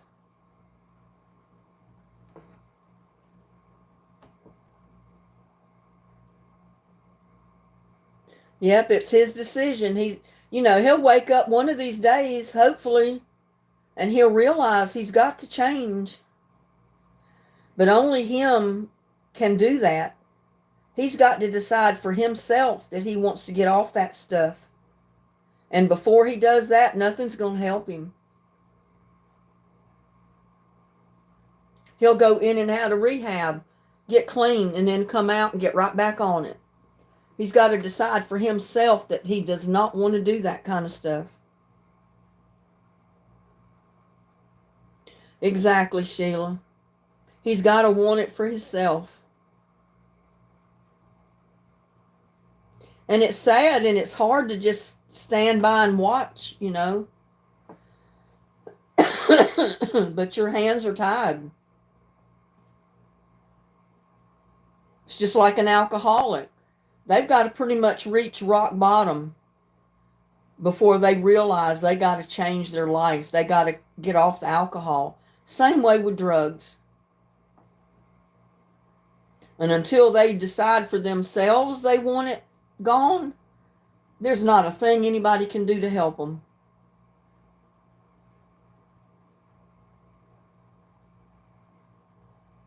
He's alcoholic too.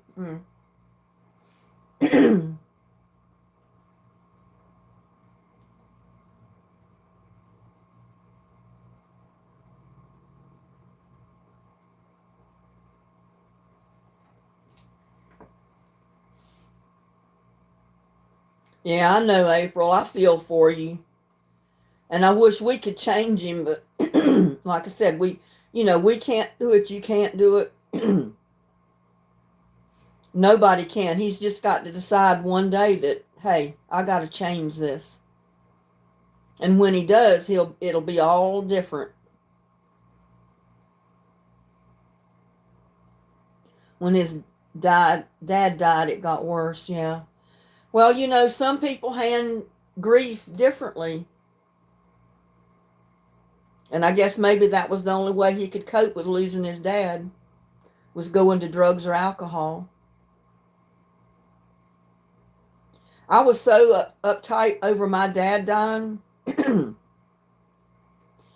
I said, there's no way I can even get through his funeral. I literally had to make myself get mad at my dad. I got so mad at him, I was in a fit of fury when I went to his funeral. That's the only way that I could hold it together and get through his funeral. And my mom questioned me later. She said, a lot of people asked me what was going on. You didn't even cry at your dad's funeral.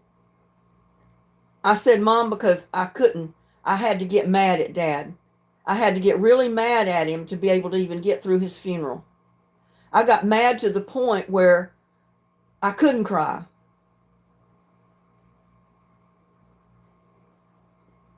And said, "What do you mean you got mad at him?" I said, "For leaving us, for dying." I just had to get so mad at him. That was the only way I could survive through it. That's the only way I could deal with it. Because I was 6 kids out of 5 boys. And I was daddy's little girl. So I was close with my dad. I mean, I cried, but nobody saw me cry. And the only way I could get through his funeral was to get mad at him. And I got madder and madder and mad at him. Just kept getting madder. That's the only way I could deal with it. I'm not mad at him anymore. I mean, that's been long gone, and I pretty much can deal with it now. But that's the only way I could get through his funeral. And it was almost that way when my mom died. I mean, it tears you apart when you lose your parents like that.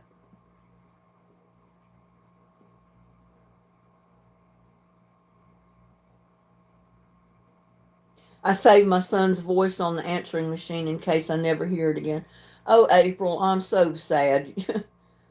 Let's hope sooner or later he's going to straighten up. He's going to realize what he's doing to himself, and he'll let the drugs and alcohol go, and he'll be a changed person. I mean, that's what I pray for. That's what everybody needs to pray for, that his son will see the light and put the alcohol and the drugs down and just make his whole life turn around. Tenny says, been clean 19 years. Now he Detroit and Flint, Michigan.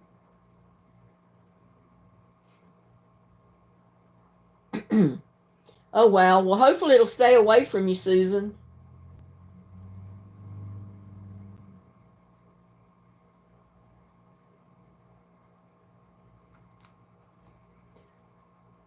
I've had tornadoes all around my house. I've had them put out wind so close to my house that it pulled the half of trees down. But I've never had any real damage at my house. And the winds got so strong during one storm, it flipped my canopy top over. And I uprighted it, repaired the bracing around it. And I got each corner post in concrete now. So it would literally take a tornado to flip it again, I think.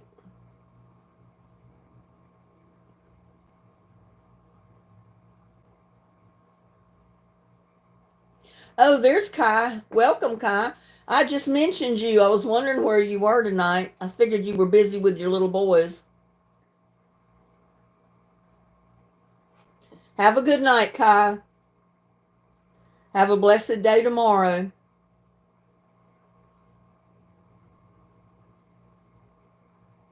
Much love to you as well.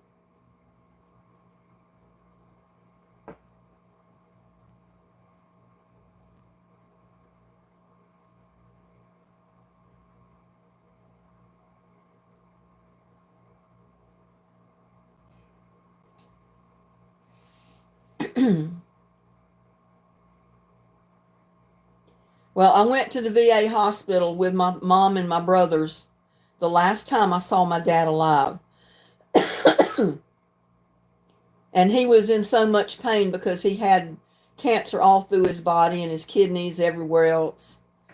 And they had him on so much morphine, he didn't even know we were in the room. I mean, we were talking to him, but I don't think he even knew we were there.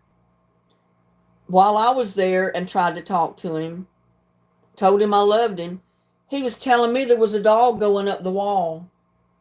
And that was the morphine. It had him hallucinating. So I know he probably didn't even know I was there.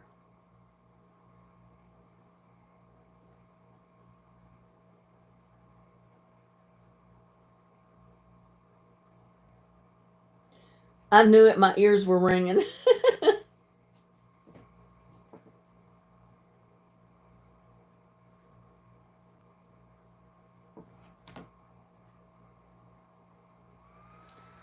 Just playing a lot of catch up recently.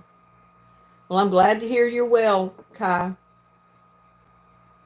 Thank you, Randy. I thought they turned out really pretty this year. We've had so much rain, and it's done wonders for my plants. And it sure made my moonflowers grow. Those things are almost as tall as I am.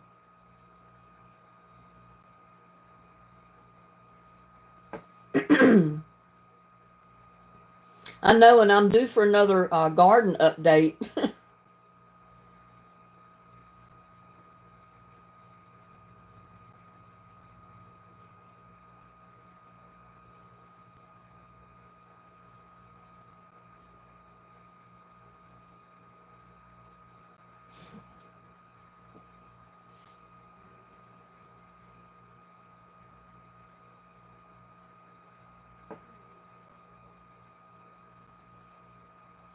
Oh, wow, Kai, you've got a lot of water, rainwater there too, huh? Well, we've not had any rain yesterday or today or the day before, but it's supposed we're going to get more rain Wednesday and Thursday of this week. But by then we could probably use more. I don't think it's going to be a storm or anything.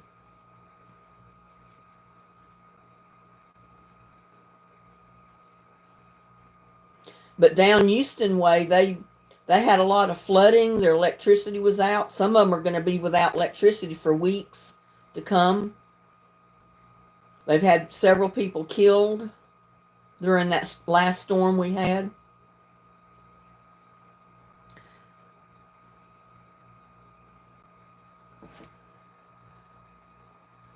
A good night. I live on fault. Well, you have a good night, Juanita. Hope to see you in our next live.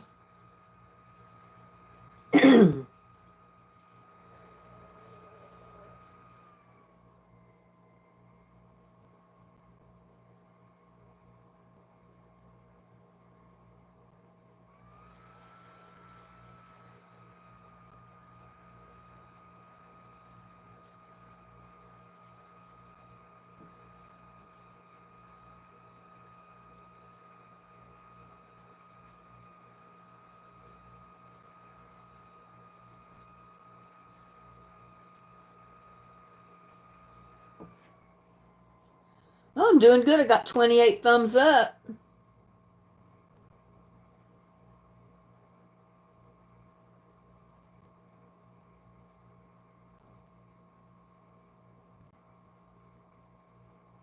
Cindy's back. She had to eat her cereal.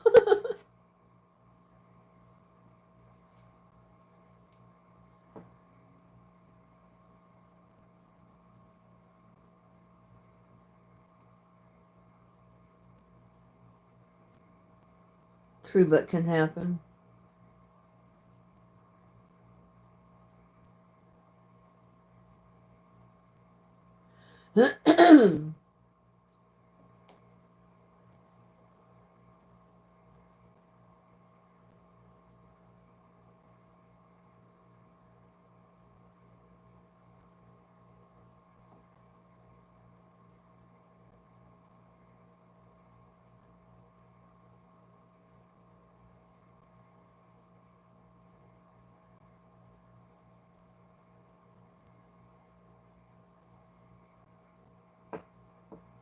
You think your rain finally finished?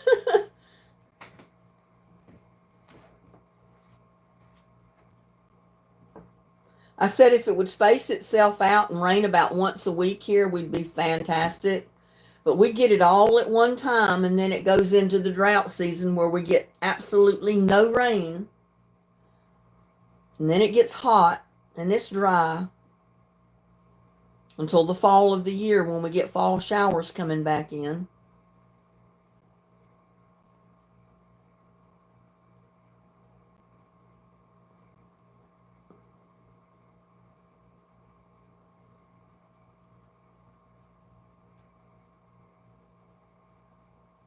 Self destruction.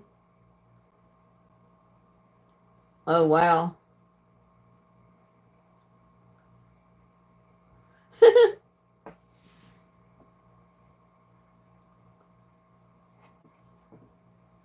Well, I said I kept a cleaner car before I put a carport up. Now, with it being parked under the carport, it doesn't get rained on, so it doesn't wash the dust off my car. I said if I'd back it out from under the carport when it rains and just park it on the side of the yard, it would at least get washed, washed by nature.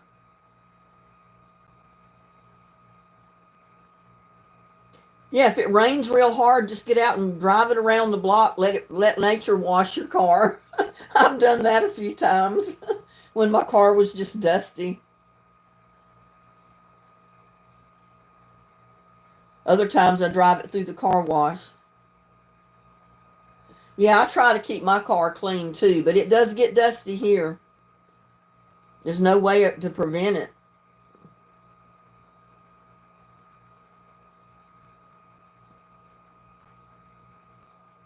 Yeah, people that don't have a garage or carport, they keep a lot cleaner car than mine because the rain keeps all the dust washed off of it.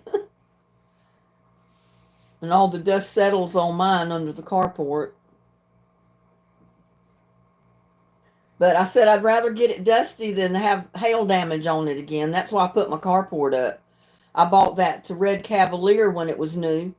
The first summer I had it, I got $2,300 in hail damage on it, parked in the driveway. So after that, I said, I'm putting a carport up as soon as possible. And I did, so now I don't get hail damage anymore. I said the hail would have to be big enough to bust through the steel roof of the carport before it would ever touch the car. And so far, that's not happened. But it does get a little dusty under there.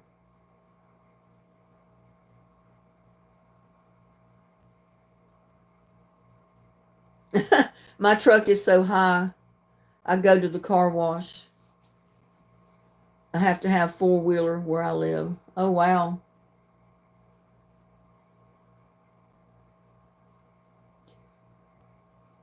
I thought you did that the other day. Didn't you say something about you cut your finger the other day cutting veggies or something, Susan? Oh, no, you do that every time you need to wear a hand guard or get you some of those gloves that you wear when you're using a cutter, and it prevents the blade from cutting your finger because it can't cut through the glove. It's like a knife guard, but it's a glove that you wear. I've heard about them. I've never used one, but they swear they work.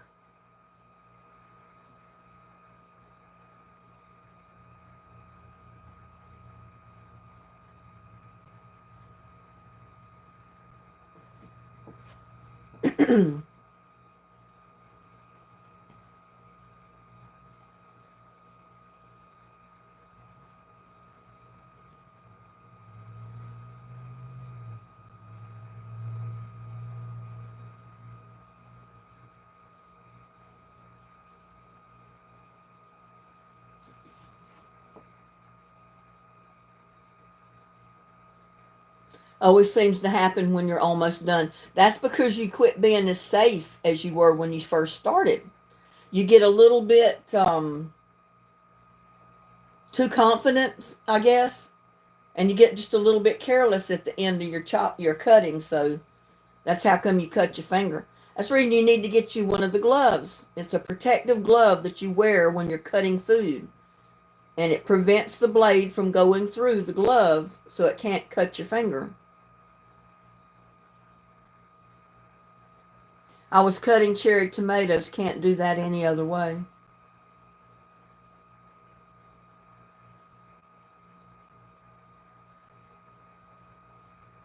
Yeah, but if you had a glove that fit your hand, and you could hold a little cherry tomato and cut it. And hopefully not cut your finger.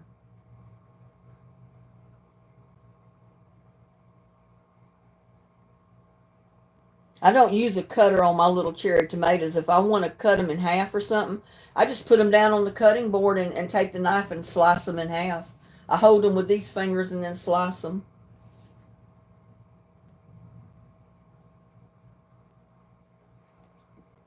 Yeah, I don't have any idea how expensive or inexpensive they are. I just know they do have them. Okay, April, go ahead and wash your dishes.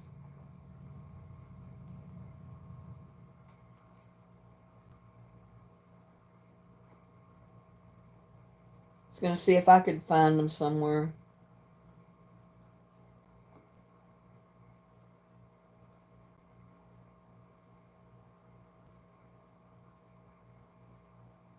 Not sure what they call them.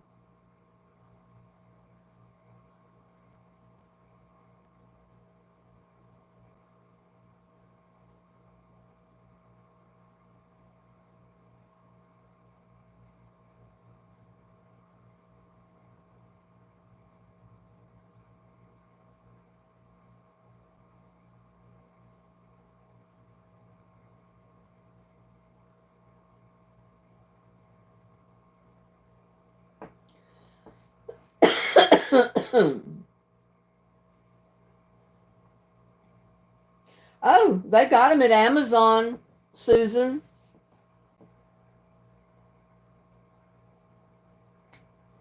I just brought up some that Temu has them, Amazon. Whoops.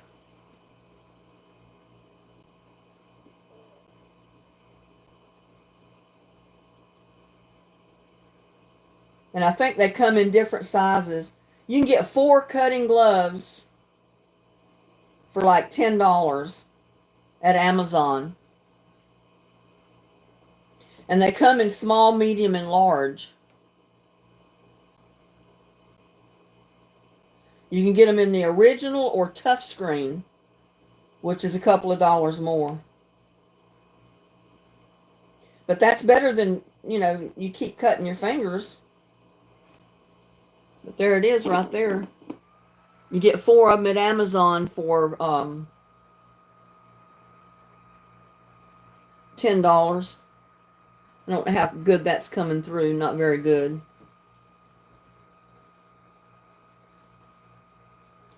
Yeah, but Amazon has them.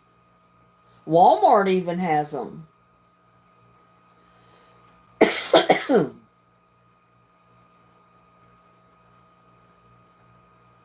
Lowe's has them, actually, too.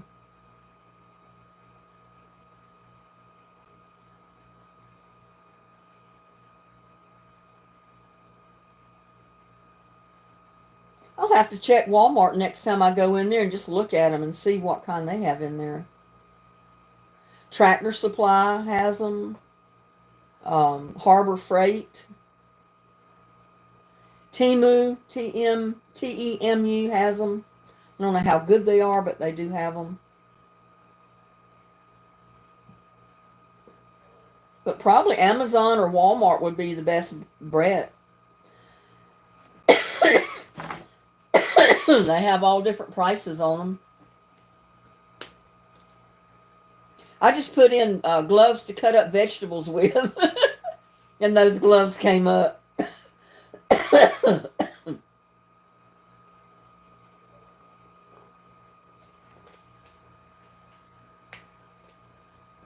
Your daughter's birthday is on Memorial Day? That's my son's birthday.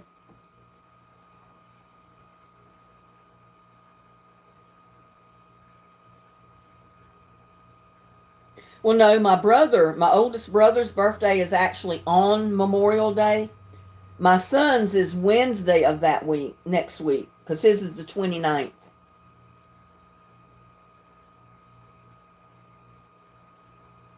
So I don't know what days he's going to have off for Memorial Day.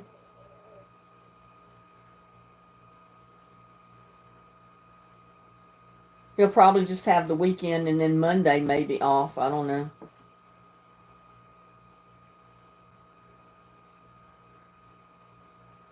But since his birthday was the 29th, I wasn't prepared to go over there today with his birthday presents or anything. And I didn't have them yet. I ordered some stuff and they didn't come yet. They're going to be here this coming week. So we got it like next weekend, actually.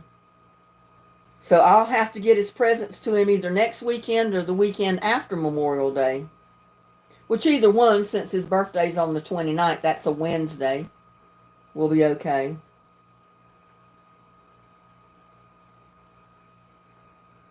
Yeah, my oldest brother, his birthday's actually on Monday, the 27th, which is Memorial Day.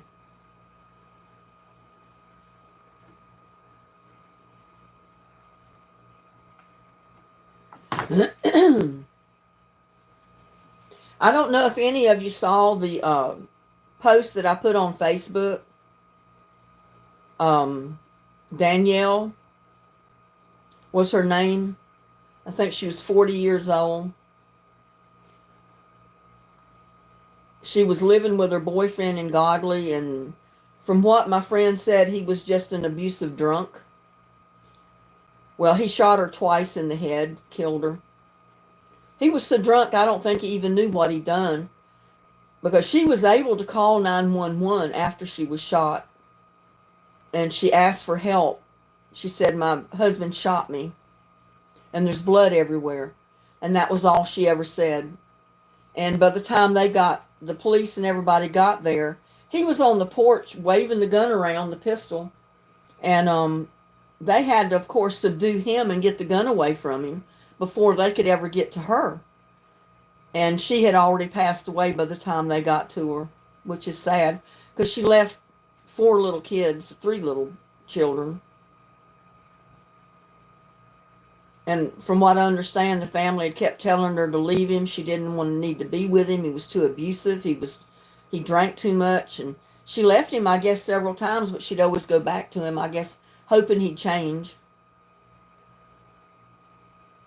So take that as a warning, people. You know, if you're in an abusive relationship like that, 9 times out of 10, it's not going to get better. It's going to get worse. And I've known too many people already that died in abusive relationships. So it gets abusive like that more than one time. You need to get out. You might love that person, but I'll tell you what, you better love yourself more and get out of that situation, or you might be the one that pays the price, just like she did.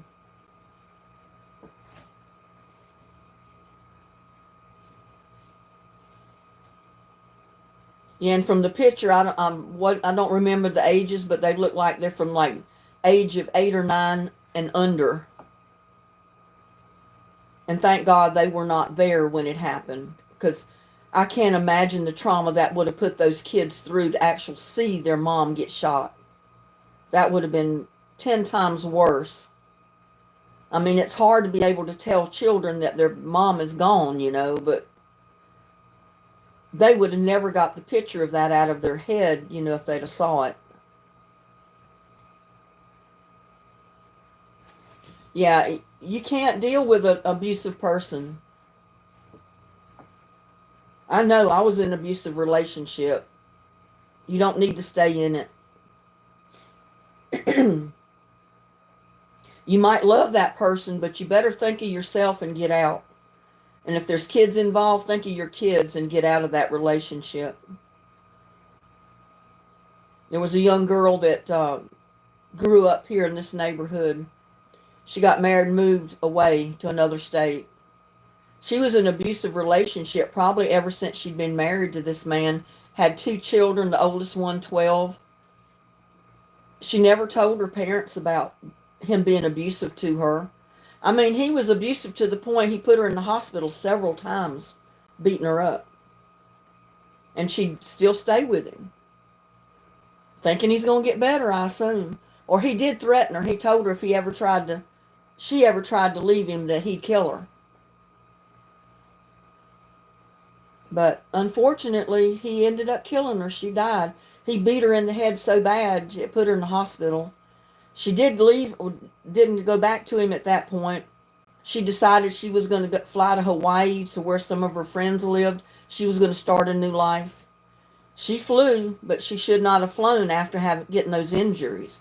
That was the worst thing she could have done. And that was back during COVID. And in Hawaii, when you flew into the country, they quarantined you for 14 days, I think it was, right in the airport.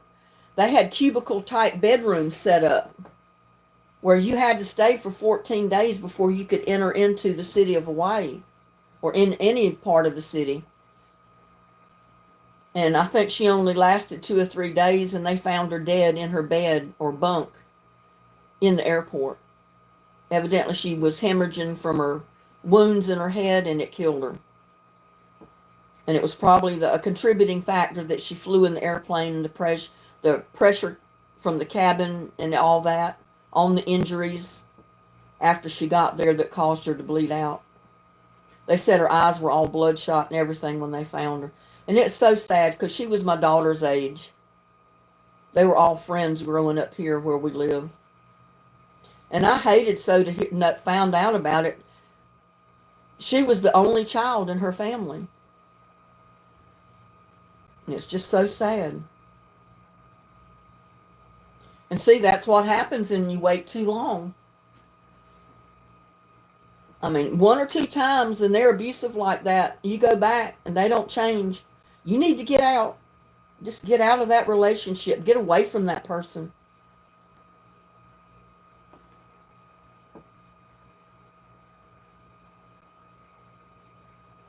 Well, thank goodness, Tanny, you got a good man now.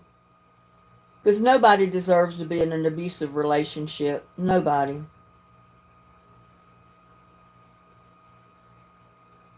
I can't imagine the way that man felt that shot his wife and killed her. What he felt when he sobered up and realized what he'd done, and he was sitting in jail. Because they did arrest him for murder. He'll spend the rest of his life in prison if somebody don't kill him first. Somebody might do him away before he ever is tried and convicted. Who knows? You never know in this world.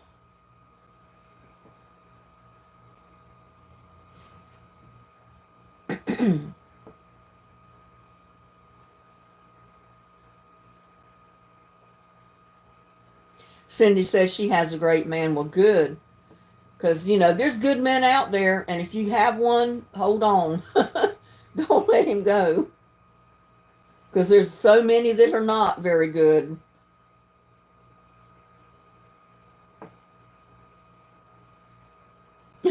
April said she dated a real asshole about a year ago. Yeah, I dated a few. That's why I don't date. I mean, the ones I dated were not keepers for sure. Definitely not keepers. Hi, Catherine Bella Rose. How are you doing this evening? We've been on for what? 2 hours and about 10 minutes or 19 minutes. I can't see the time. But yeah, welcome. I'm glad you could make it.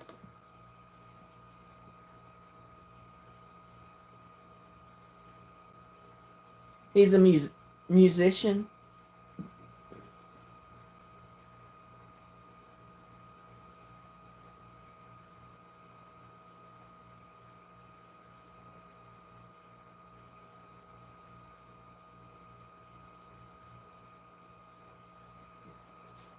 Whew.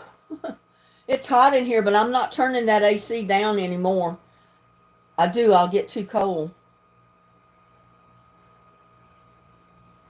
I don't know what the temperature is in here. Don't even know what it is outside. Oh, 78 degrees outside still.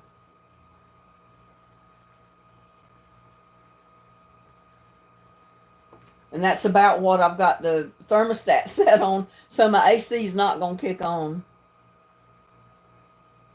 He has a YouTube channel, the guy that you dated.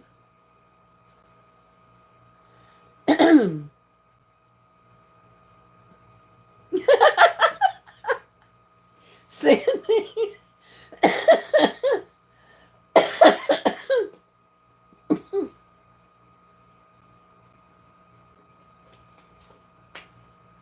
Cindy said she kissed a frog once and got mono. I had to laugh at that.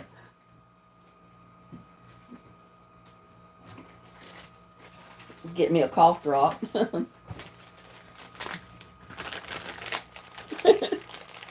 Kissed a frog once and got mono.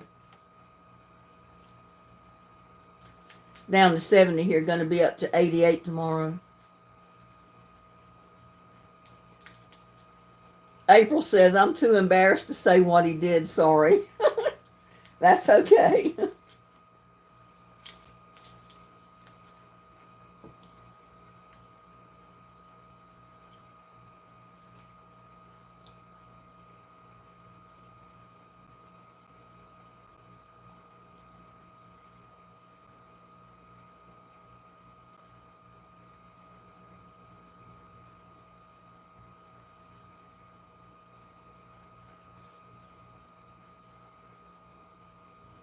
He tried to strangle his first wife.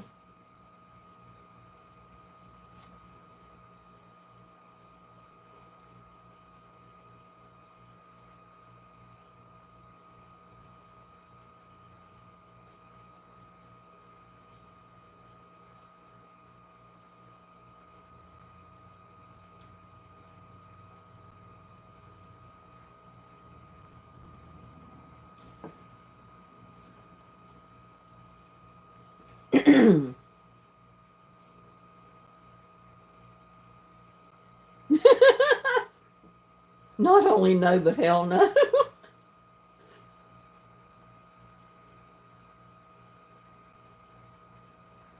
I have a CIA agent in the family and I found out everything.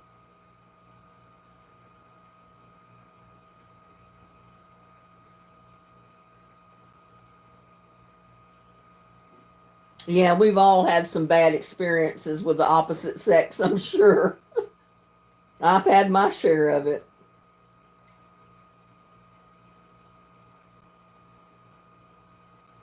I thought I'd met a nice, decent guy one time, knew him for 5 weeks, and he turned around and tried to kill me. And I found out that he stood trial in Georgia years ago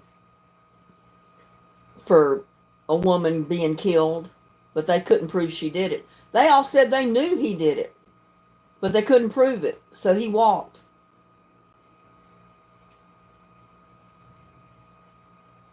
And he tried to kill me, and he only did a short time in prison and got out. Not only me, another woman 2 weeks later. So he was up on charges for 2 women in the matter of just less than a month. Yeah, I don't date. You can't judge a book by its cover. It might look good on the outside, but it could be nasty dirty on the inside.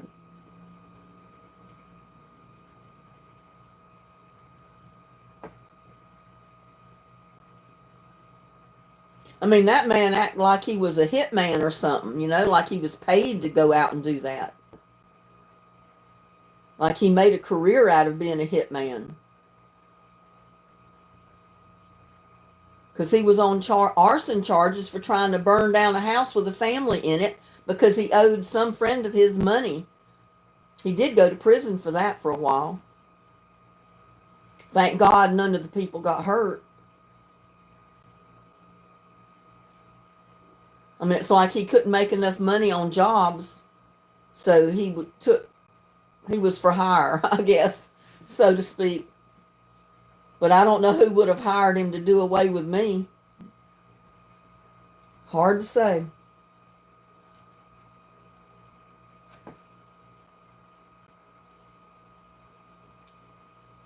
I haven't done nothing to nobody. I don't know who would pay to get rid of me. But in this world, you never know.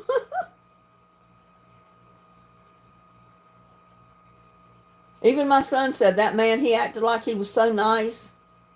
He was such a nice acting, clean cut guy. You never would have dreamed he would have turned and done that. But he did. And it wasn't his first time. Found out he had a pretty long record behind him where he'd been in and out of prison for doing stuff like that.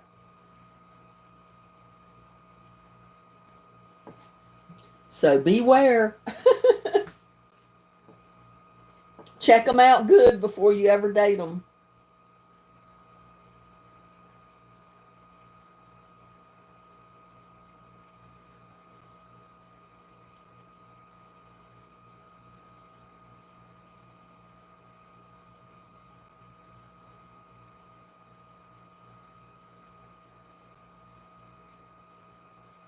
Well, good for you, April.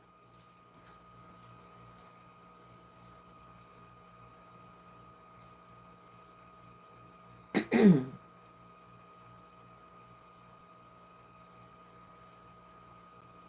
mean, just like the guy that just shot his wife, and he did it was sometime like the 8th of this month over in Godley, which is not that far from here. I had to go through Godley to go to my son's house where he used to live in Joshua. So it was only like halfway, 30 minutes from here, something like that. He could have just as easily hurt one of those kids if the kids had been home at that time. He was so drunk, he didn't know which end of his was up.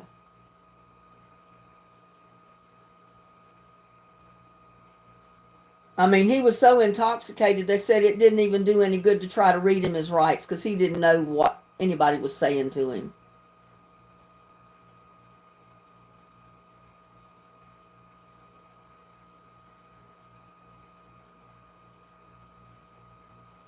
But alcohol has destroyed many a people and many a families. I do know that for a fact.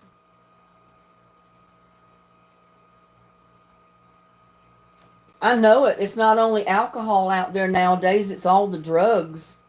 And you never know who's on the drugs and who's not. You can't tell with some of them.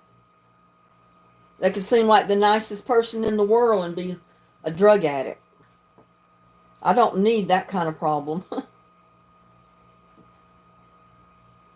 Don't need it and don't want it. I'd rather be by myself.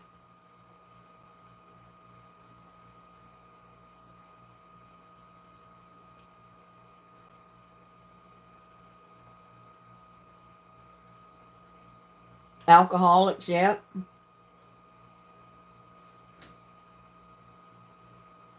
Well, alcohol is a form of drug. They get addicted to alcohol just like they do the other drugs. And when someone's drunk, they don't know what they're doing. It brings out the beast in people.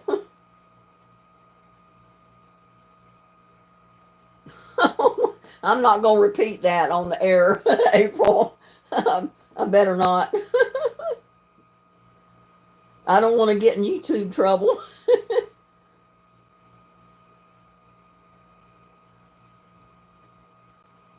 Yeah, I don't even look for one. Ever since I've been on my own and single, I've had nothing but bad experiences with these men that I've met. Every one of them that I've dated or come in contact with that even thought about dating. I've had nothing but problems and headaches about it. I said, I don't even look anymore. Forget it. I'm better off by myself.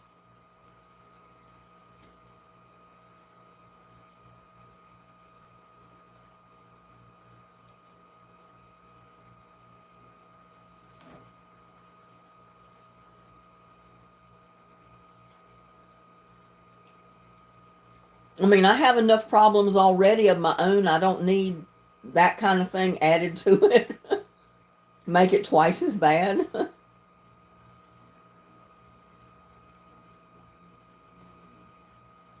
So what's everybody's plans for the holiday weekend coming up? I know this town will be full of visitors and uh, vacationers, all kind of peoples next weekend. They'll have stuff going on the square probably starting Friday, Saturday, Sunday, Monday.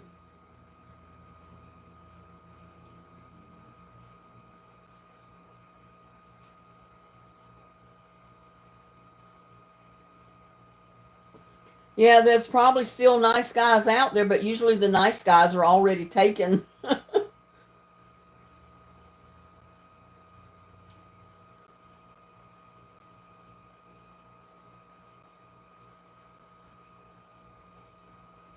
I don't really have any plans unless I see my son again next weekend or something. Or maybe they might run over here one day. I don't know. Haven't made plans.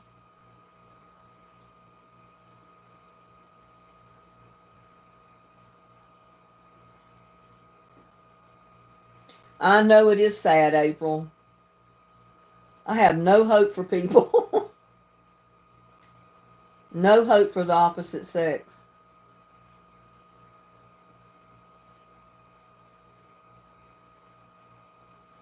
You're meeting a friend when you go eat. Well, that'll be fun.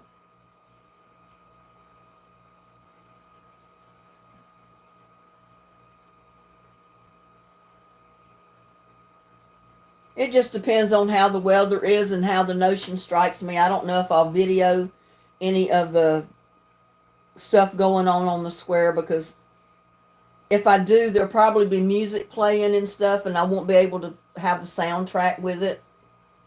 And that just messes up the video when you can't play the soundtrack. Because they usually have bands set up on the town square along with their booths where they sell stuff. So I wouldn't be able to video any of it. I mean, like I said, I could, but I'd have to delete the soundtrack out.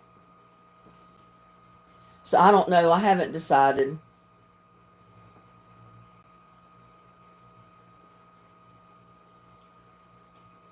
Well, we're thankful for you, April.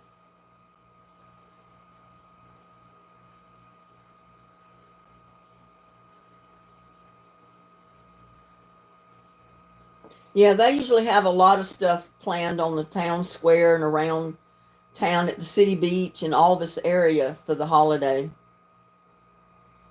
So there will be a lot of festivities going on. The town's going to be packed with people.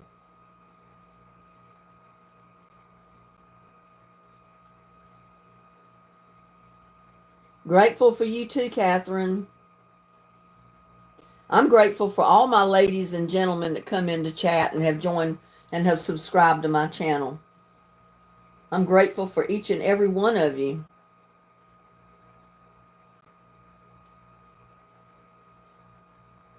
Oh, I forgot to, I did show the cards in the historical video because I put in the cards that came at the last of the video.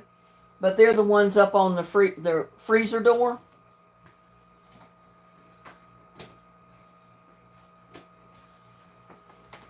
I got that one from Stephanie Malone. Just a thank you card for the condolence card that I sent. And then this one came from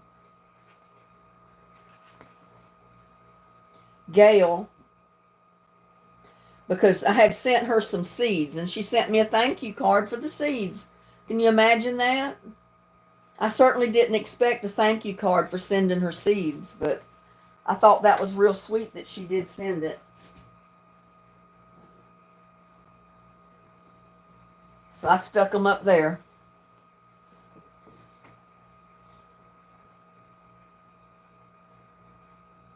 I know I'm blessed to have the channel that I've got with all these lovely people that have, subscribed to my channel and come into live chat. I appreciate each and every one of you.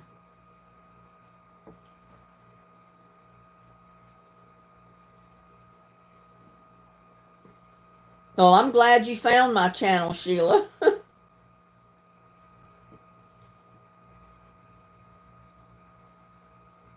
Yeah, let's bring it in for a big bear hug. Everybody hug.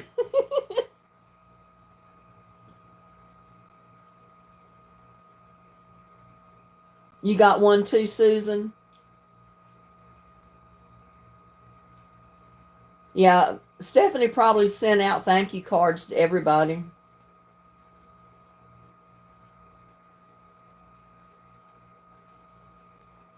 Tenny says, I'm sure thankful for it. Well, we're thankful for you, Tenny. I mean, I found, or a lot of people good people have found my channel. So I'm blessed by that. I know what Linda's doing this week. What am I doing this week, Susan?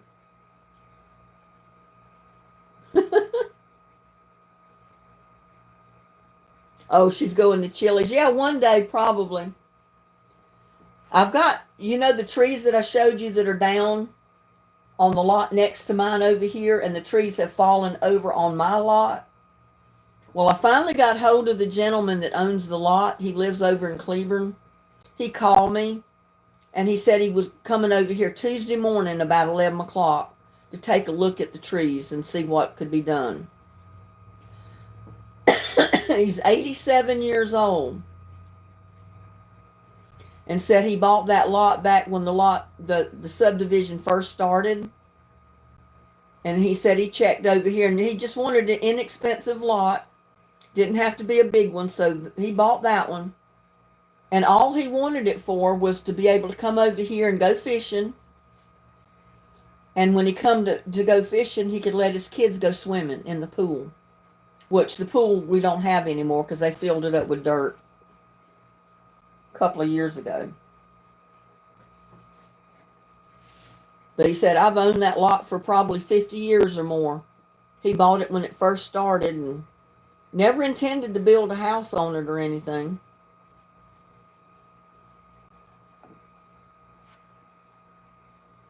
But he'll probably keep the lot because even though we don't have the pool anymore, at 87, he don't care anything about the pool. But I imagine he still likes to come fishing once in a while. Wish I could give you all a piece.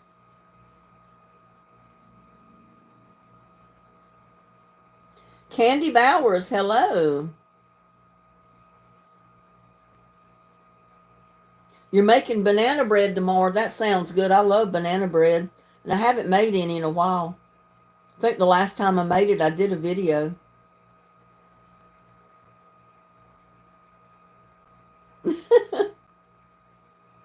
Well, thank you, Anne.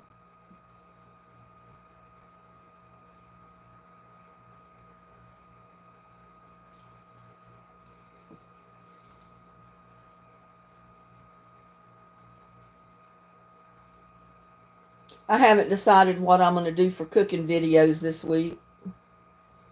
We'll see what comes up.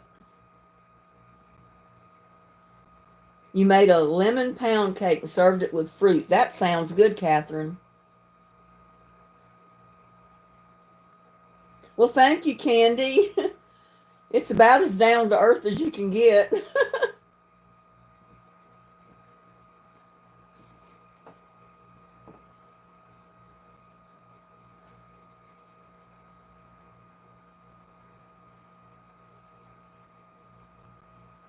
I got cakes I need to start baking, and I wish I had one baked that I could have took over there today. But I didn't even think about a cake last night when he asked me to come over today.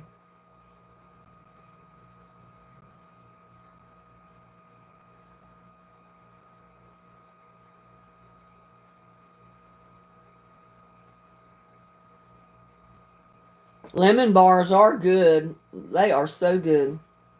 And I don't think I've ever baked any. I mean, years ago I did occasionally bake a lemon meringue pie, but I've never made lemon bars. But they used to make them in the kitchen I worked in at Lakestone Terrace, and they're so good. Do I have a good dip recipe? Depends on what you want the dip for.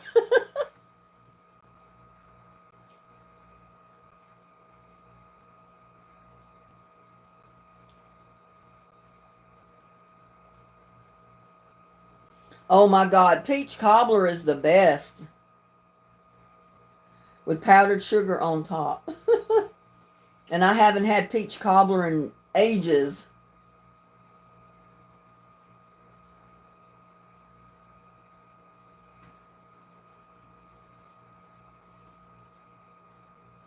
I love peach cobbler, apple cobbler, any kind of cobbler. It's all good. With ice cream is the best. Yeah. Put a big old scoop of vanilla ice cream on top. Oh, that's to die for.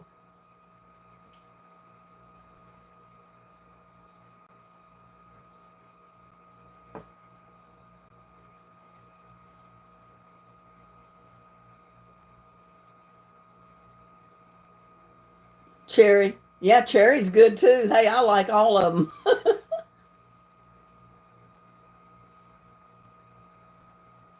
If you can make a cobbler out of it, I like it. I love it.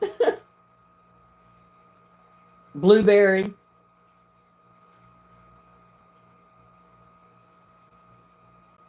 I love all of them. That's my problem. I love food. I love to eat. What does the red mean before my chat? The red, I don't understand.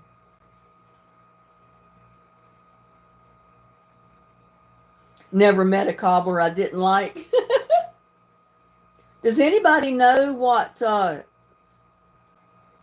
Celia means? She says, what does the red mean before my chat? I don't.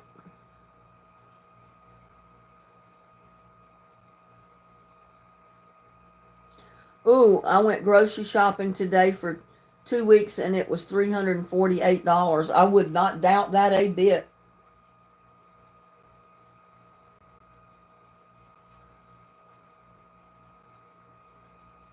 I don't understand what she means about what the red is before her chat. I don't see red.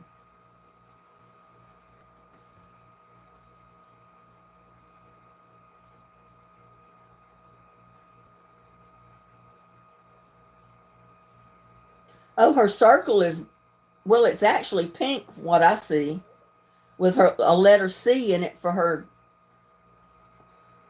the beginning letter of her name. Is that what you're talking about?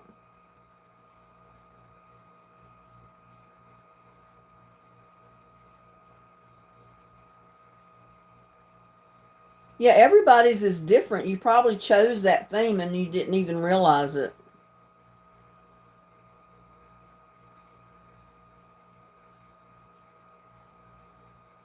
Maybe where her icon is. Yeah, that's the only thing I see is her icon, the letter C, and it's in a pink bubble like. Where Catherine is green with a K inside. Some people have their pictures in theirs. But that's all I see. I don't see anything that's red before her chat.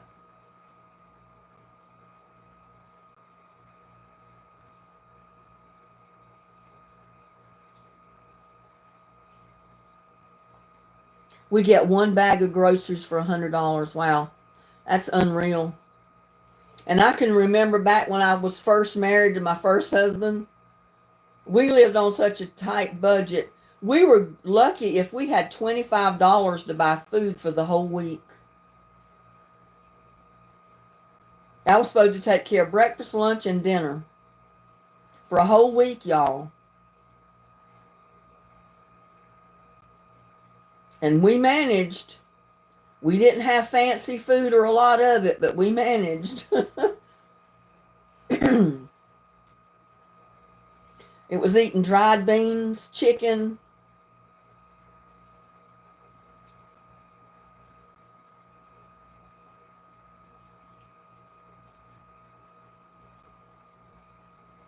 Gas prices here just went to $4.09. When I put gas in, a couple of days ago, it was, I think $3.09 a gallon, something like that. I cannot imagine paying $10 a loaf for bread, April. That, oh my goodness. $10 for a gallon of milk. Okay, Candy, you have a blessed night. Have a good day tomorrow. We'll see you on my next live chat.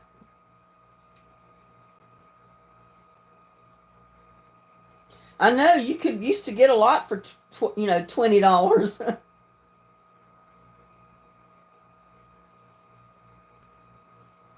I lived in North Carolina before I came to Texas.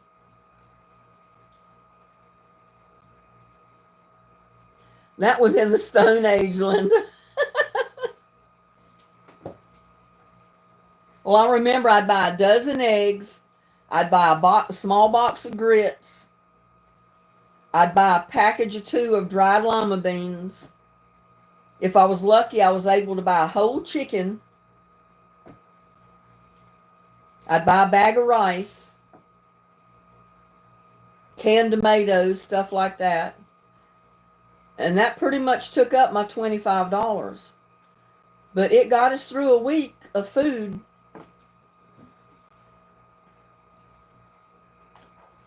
We didn't eat fancy. We didn't eat a lot of good meat, but we ate.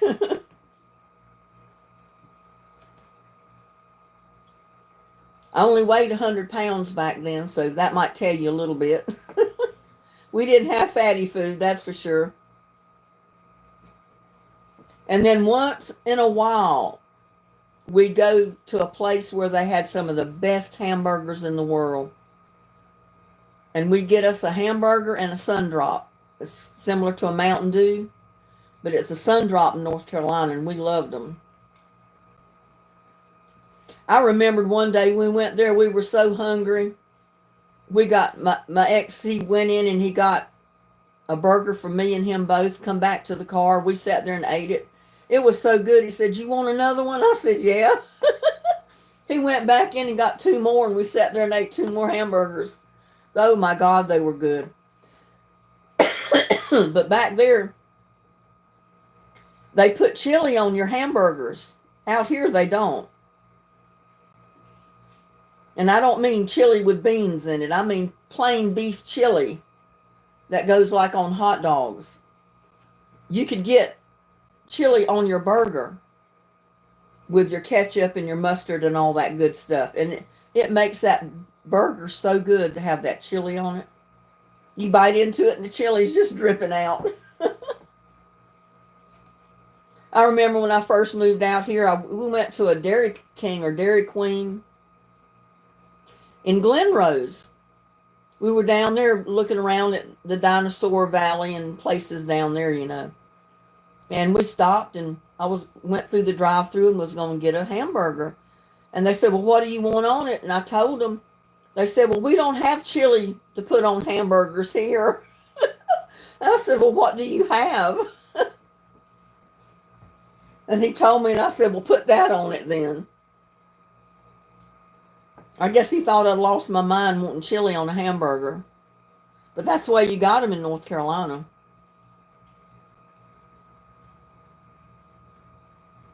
So you know what I'm talking about, Cindy. You've had a chili hamburger before.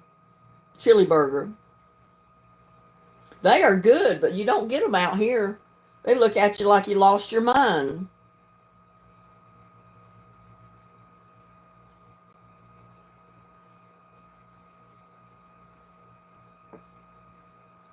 The meat is very costly, but tastes awful.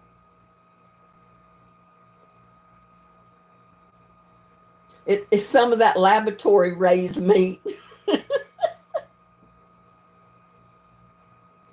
don't know what you're getting anymore.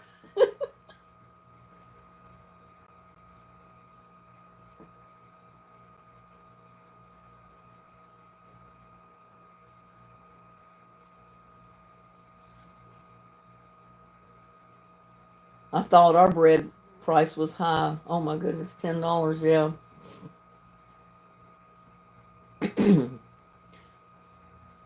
Food prices keep going up. Everybody's going to be making homemade bread. If they can afford to buy the flour, that is. The flour might get so expensive you can't afford to buy the flour.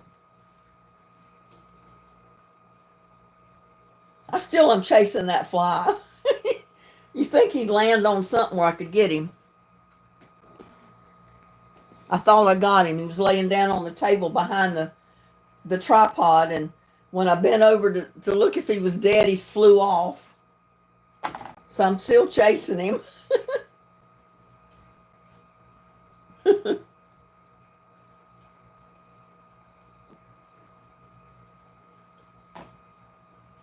It's either soy or horse meat, or it's raised in a laboratory from a test tube. You don't know what you're getting anymore. It's imitation meat from a laboratory.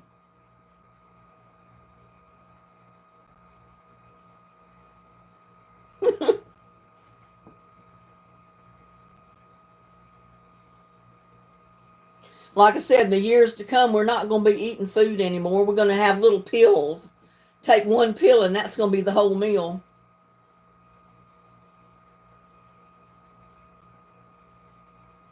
Or pop some dehydrated little capsule in a microwave or some kind of oven that will hydrate it again and turn it into a complete meal for you. And you don't know what you're getting in that. You're on to something.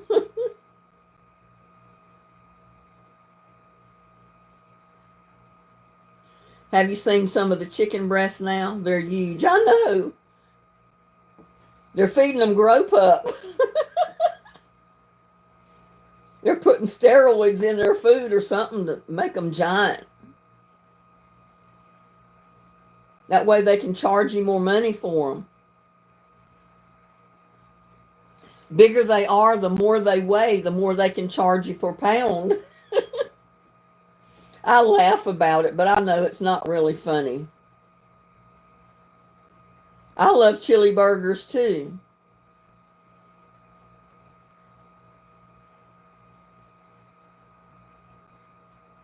Eat bugs. Poor chickens. The chickens are eating Viagra.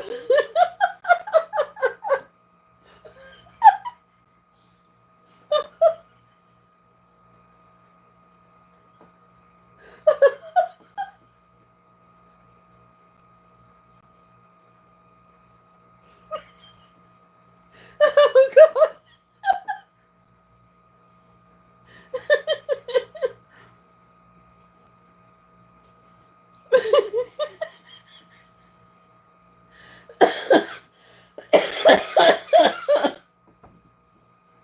I don't know where that one came from, Cindy. Chickens are eating Viagra. Oh.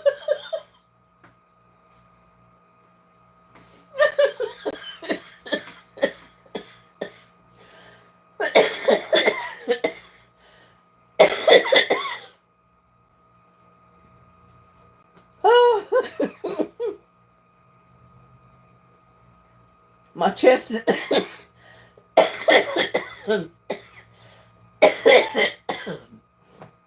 my chest is so irritated today from allergies. Every time I laugh real hard, I cough. I have to apologize for that. That was good for a laugh right there. Oh.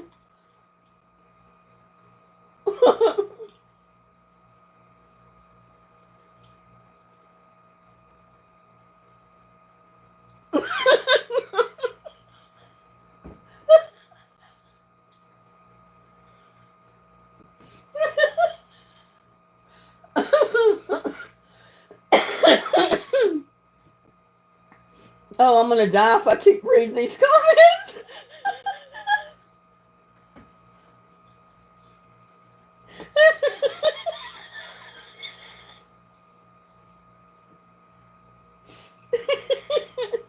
Oh.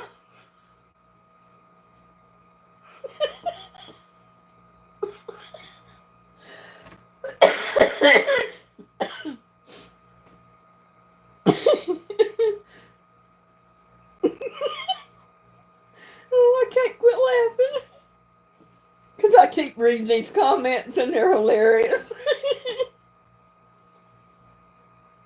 Hi, Dolores. Welcome. Oh.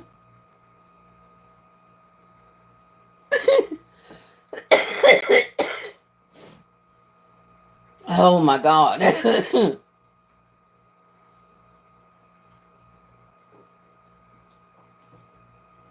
It does good to laugh at with my allergies. If I start laughing, I start coughing. I know it was funny. I'm still laughing and I'm crying at the same time.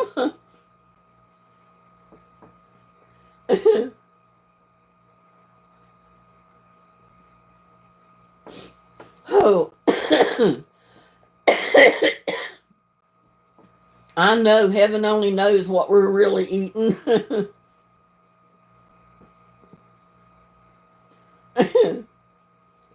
Hi, Dolores. How are you doing this evening? You came back at the right time, Patty.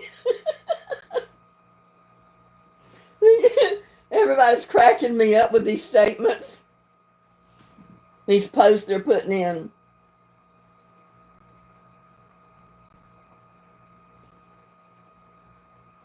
Talking about feeding chickens Viagra and all kind of stuff. Whew.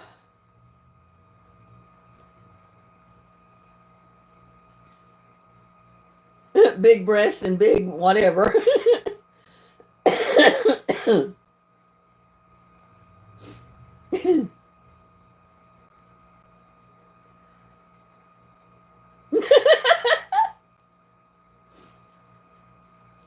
Oh,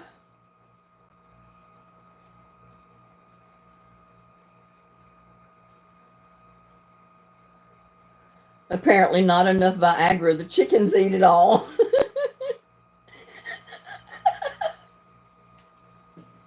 Oh.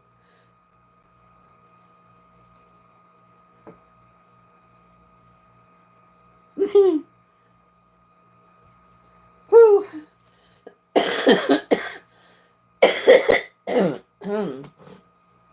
Oh man.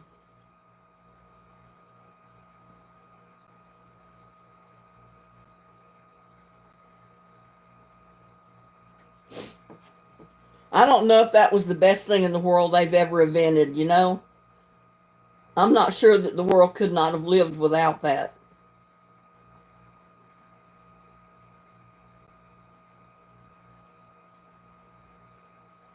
Yeah, well, no doubt. No doubt, Catherine. They're on something. I said all these big construction people that put in these mixed master highways, they've got to be on drugs. And they said, well, here, we'll just take some spaghetti and drop it. And that's our new mixed master freeway. Let them figure it out.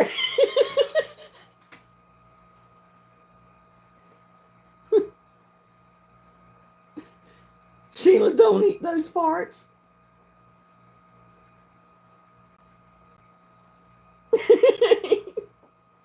Oh, you never know.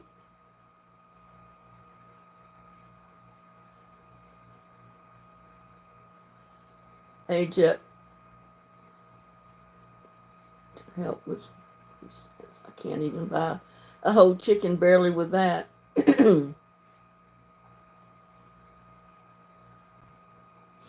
Well, I heard one older woman say one day, and I just overheard the conversation. I don't even know who the woman was. She applied for food stamps. You know how much they allowed her? $6 for the month. I said, what can you buy to eat for a month for $6? 5 bags of dried beans, maybe, that were $1 a bag. But she must have had too much income coming in for what bills she was paying out. Is why they only allowed her $6 a month. That almost was an insult, you know. I know nothing has increased with this inflation but the prices.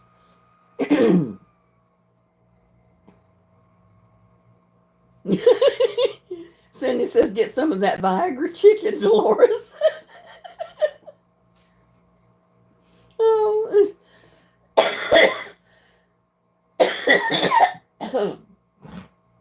I'm sorry, y'all. I can't help but cough. Uh,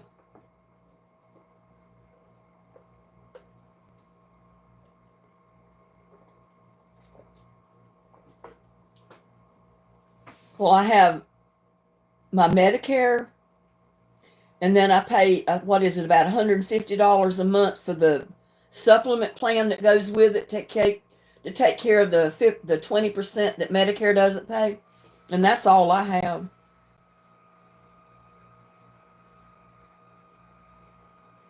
But when I went in to have my cataract surgery on my eyes, I got both eyes done. It only cost me like $47 for the whole thing.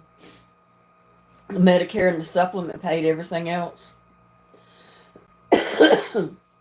So I guess I can't complain about it.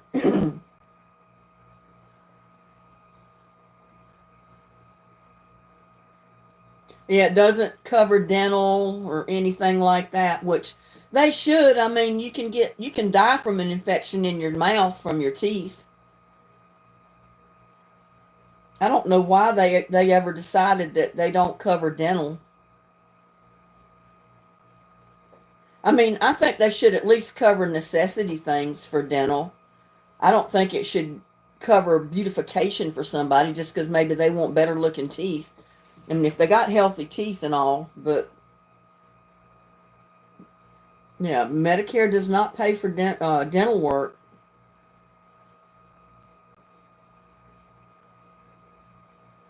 And then some of the dental coverages I found boost their prices. Uh, so basically, the part you have to pay is basically what you would pay anyway if you went to a dentist without insurance. So what good is the dental coverage doing you? One of the teachers told me one time, she says, I've got dental work and I've got to go to the dentist. And she said, my part of this is $3,000 and I've got insurance. And she probably could have went to a different dentist without insurance and probably would not have cost her any more than $3 to have the same work done. So, I mean, the insurance companies are coming out ahead, not the person. It does help. I've never had dental, so I don't know. I've always paid out of pocket when I went to the dentist office.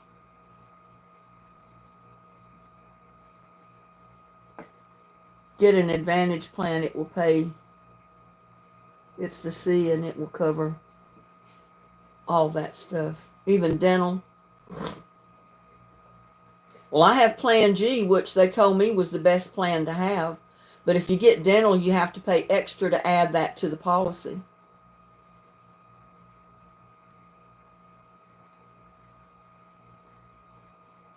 Yeah, we have Medicaid here, but I don't qualify for Medicaid.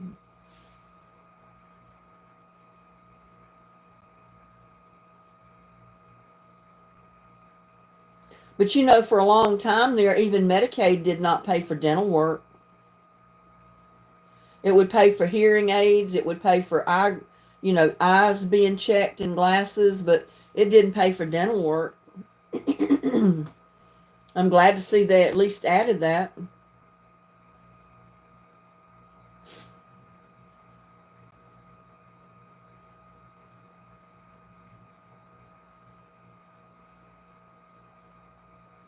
Paid $5,000 for my daughter to get all 4 wisdom teeth taken out. And covers your Medicare payment. Well, I tried checking into some of those Advantage plans and they weren't worth the paper they're written on. They have so many restrictions. You got to go to this doctor. You got to go to that doctor. It don't pay for this or it pays for that. The plan I've got pays for basically everything I need, no questions, and whatever doctor I go to.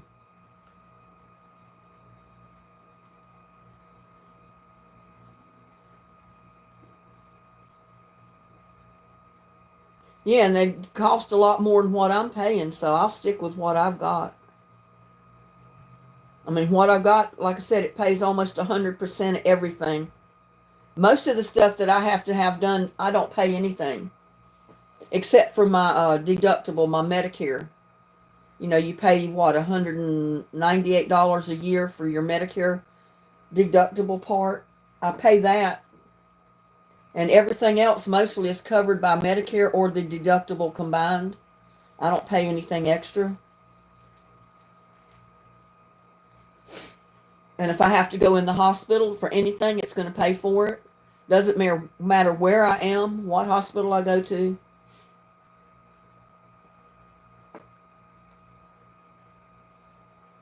My dermatologist did my surgery on her lunch break. Oh, wow. Night, Tenny. Have a good night. Have a blessed day tomorrow, and we'll see you back in our next live chat.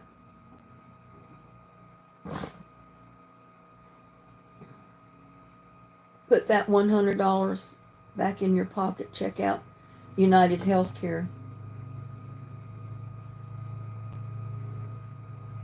And some plans I've checked on, you got to have X amount of dollars if you go to the emergency room. You got to have X amount of dollars to pay up front to even go in the hospital with these plans. No. With mine, I don't pay anything. If I go to the emergency room tonight, I don't pay anything to get in the door.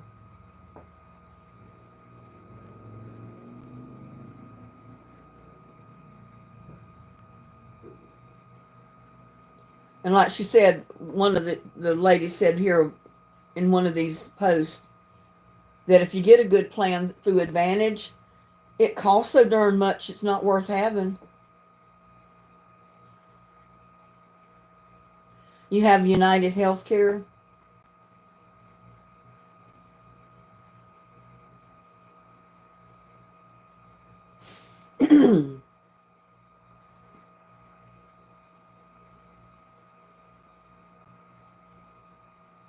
Oh, wow, Susan. Be safe. I hope they're not coming your way.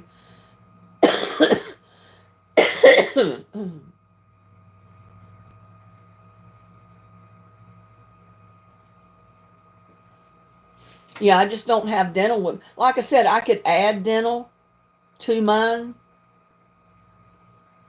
to the supplement. But Medicare don't pay for dental, so I don't need the supplement for it.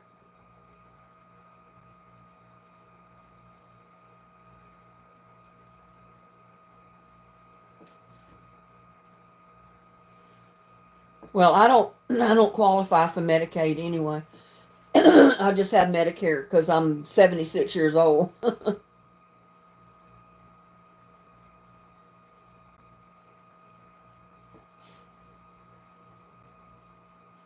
And my brother, bless his heart, he thought he had the best plan. The only thing is, every time him and his wife had to go to the hospital, which was quite often, they had to pay a couple of $1,000s every time they went in. I couldn't afford to do that. He was selling stuff to be able to pay the hospital bill with his real good coverage, as they told him. If he'd have had the G plan like I've got, he would not have paid a dime to go to that, be put in the hospital to be treated.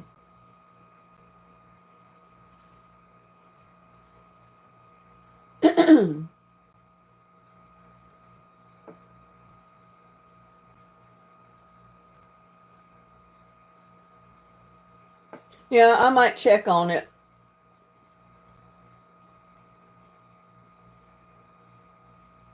It seemed like part of mine was under United Healthcare at one time, but I don't think it was very good coverage.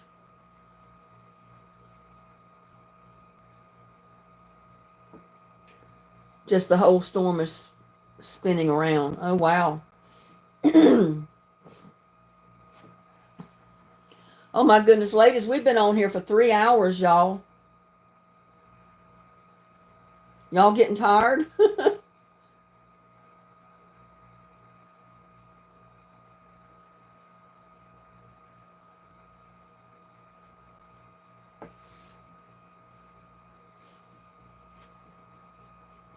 I don't understand why Medicare does not have cover dental.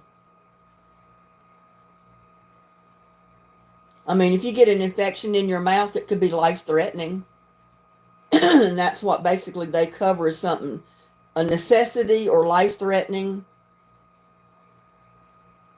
And if you get an infection in your mouth and you're not treated for it, you could die from it.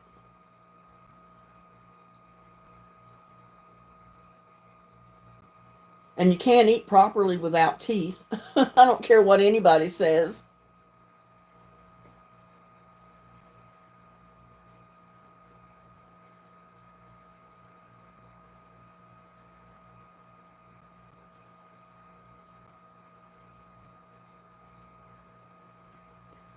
Don't you need Plan A and B for dental Medicare?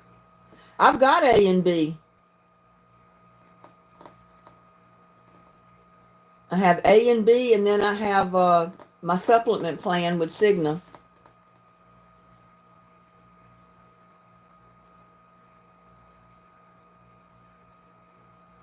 But to my knowledge, A and B Medicare does not include dental.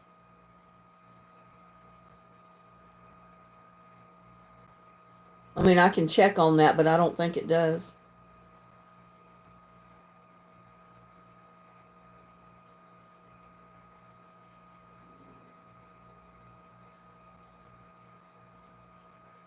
What state do you live in that he gets covered with? He has A and B.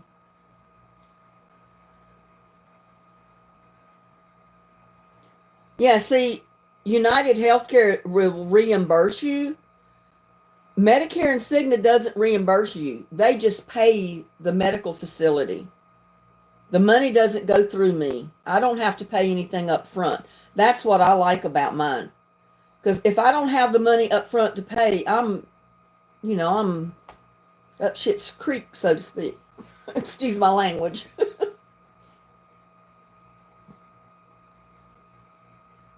Yeah, I know Medicare does not, any way, shape, or form include dental. And that's a mystery to me. I don't understand why they do not.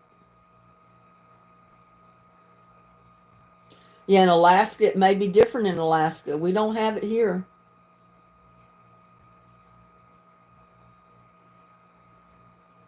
What creek? I'm not going to repeat it, April. I'll get in trouble for saying bad words on YouTube.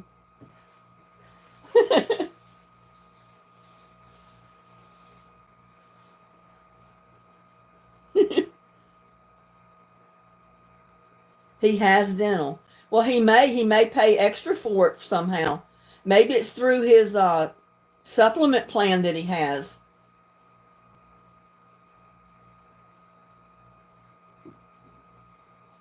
I know it through the Advantage plans you can add dental, and I think my Cigna I can add dental, but it costs extra, and I don't want to pay that extra amount. Mine went up for over $200 at one time. It jumped up to 230 some dollars a month just for the supplement plan. And I called them and talked to them about it. I said, this is ridiculous. And you know what the lady told me to do? She said, they don't call you and let you know this because they don't advertise it. But she said, all you got to do is call this number. It's with our company. And what you'll do is change agents. Because we start new agents with the company all the time, and they're signing up people for these plans every day. Sign up with another agent through the same company. Your rate will be lower, and they'll drop you from the original uh, supplement plan. But your plan is still going to be the same. It's not going to change. It'll be exactly the same, and you'll get it lower. So I did that. And I got my plan for $149 a month instead of 230 some. So I know what to do the next time they start charging me more and more and more. I'll call and complain about it and sign up with another agent and get it dropped again. I think it's kind of stupid to have to do that, but that's the way it is. Because the new agents with the same company are eager to sign people up, so they sign you up at a discount to get people to sign up under them to make them look good like they're doing their job. And you come out ahead because you get a plan that's cheaper. Back down to basically the original price you paid.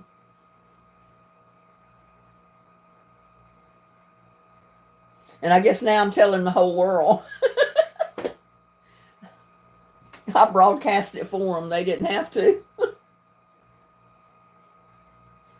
Well, good night, Catherine. You have a blessed night and a blessed day tomorrow. See you in our next live chat.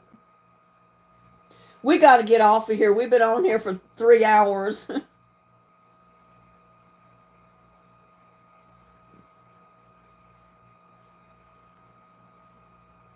Okay, Randy, we'll see you on the next live chat. Have a good night. Good day tomorrow. Yeah, I should get paid for advertising. Well, you know, they do on some channels. Companies will confront them and have them advertise their products, and you get free products and stuff. They need to contact me and give me free dental for advertising.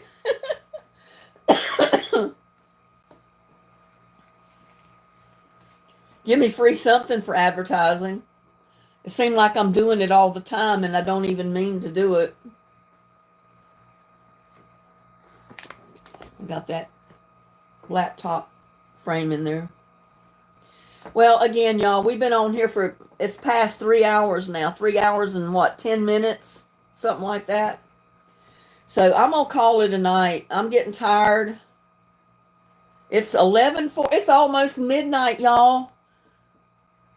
It's almost tomorrow. In like 9 minutes, it's going to be tomorrow. No, 16 minutes. I'm sorry. Because it's 11:41 p.m. right now. So in 16 minutes, it's going to be May 20th and not the 19th. We'll be in another day. So all of you take care. Have a blessed night. Have a good day tomorrow. And I will definitely see you on my next live. Love y'all. Good night.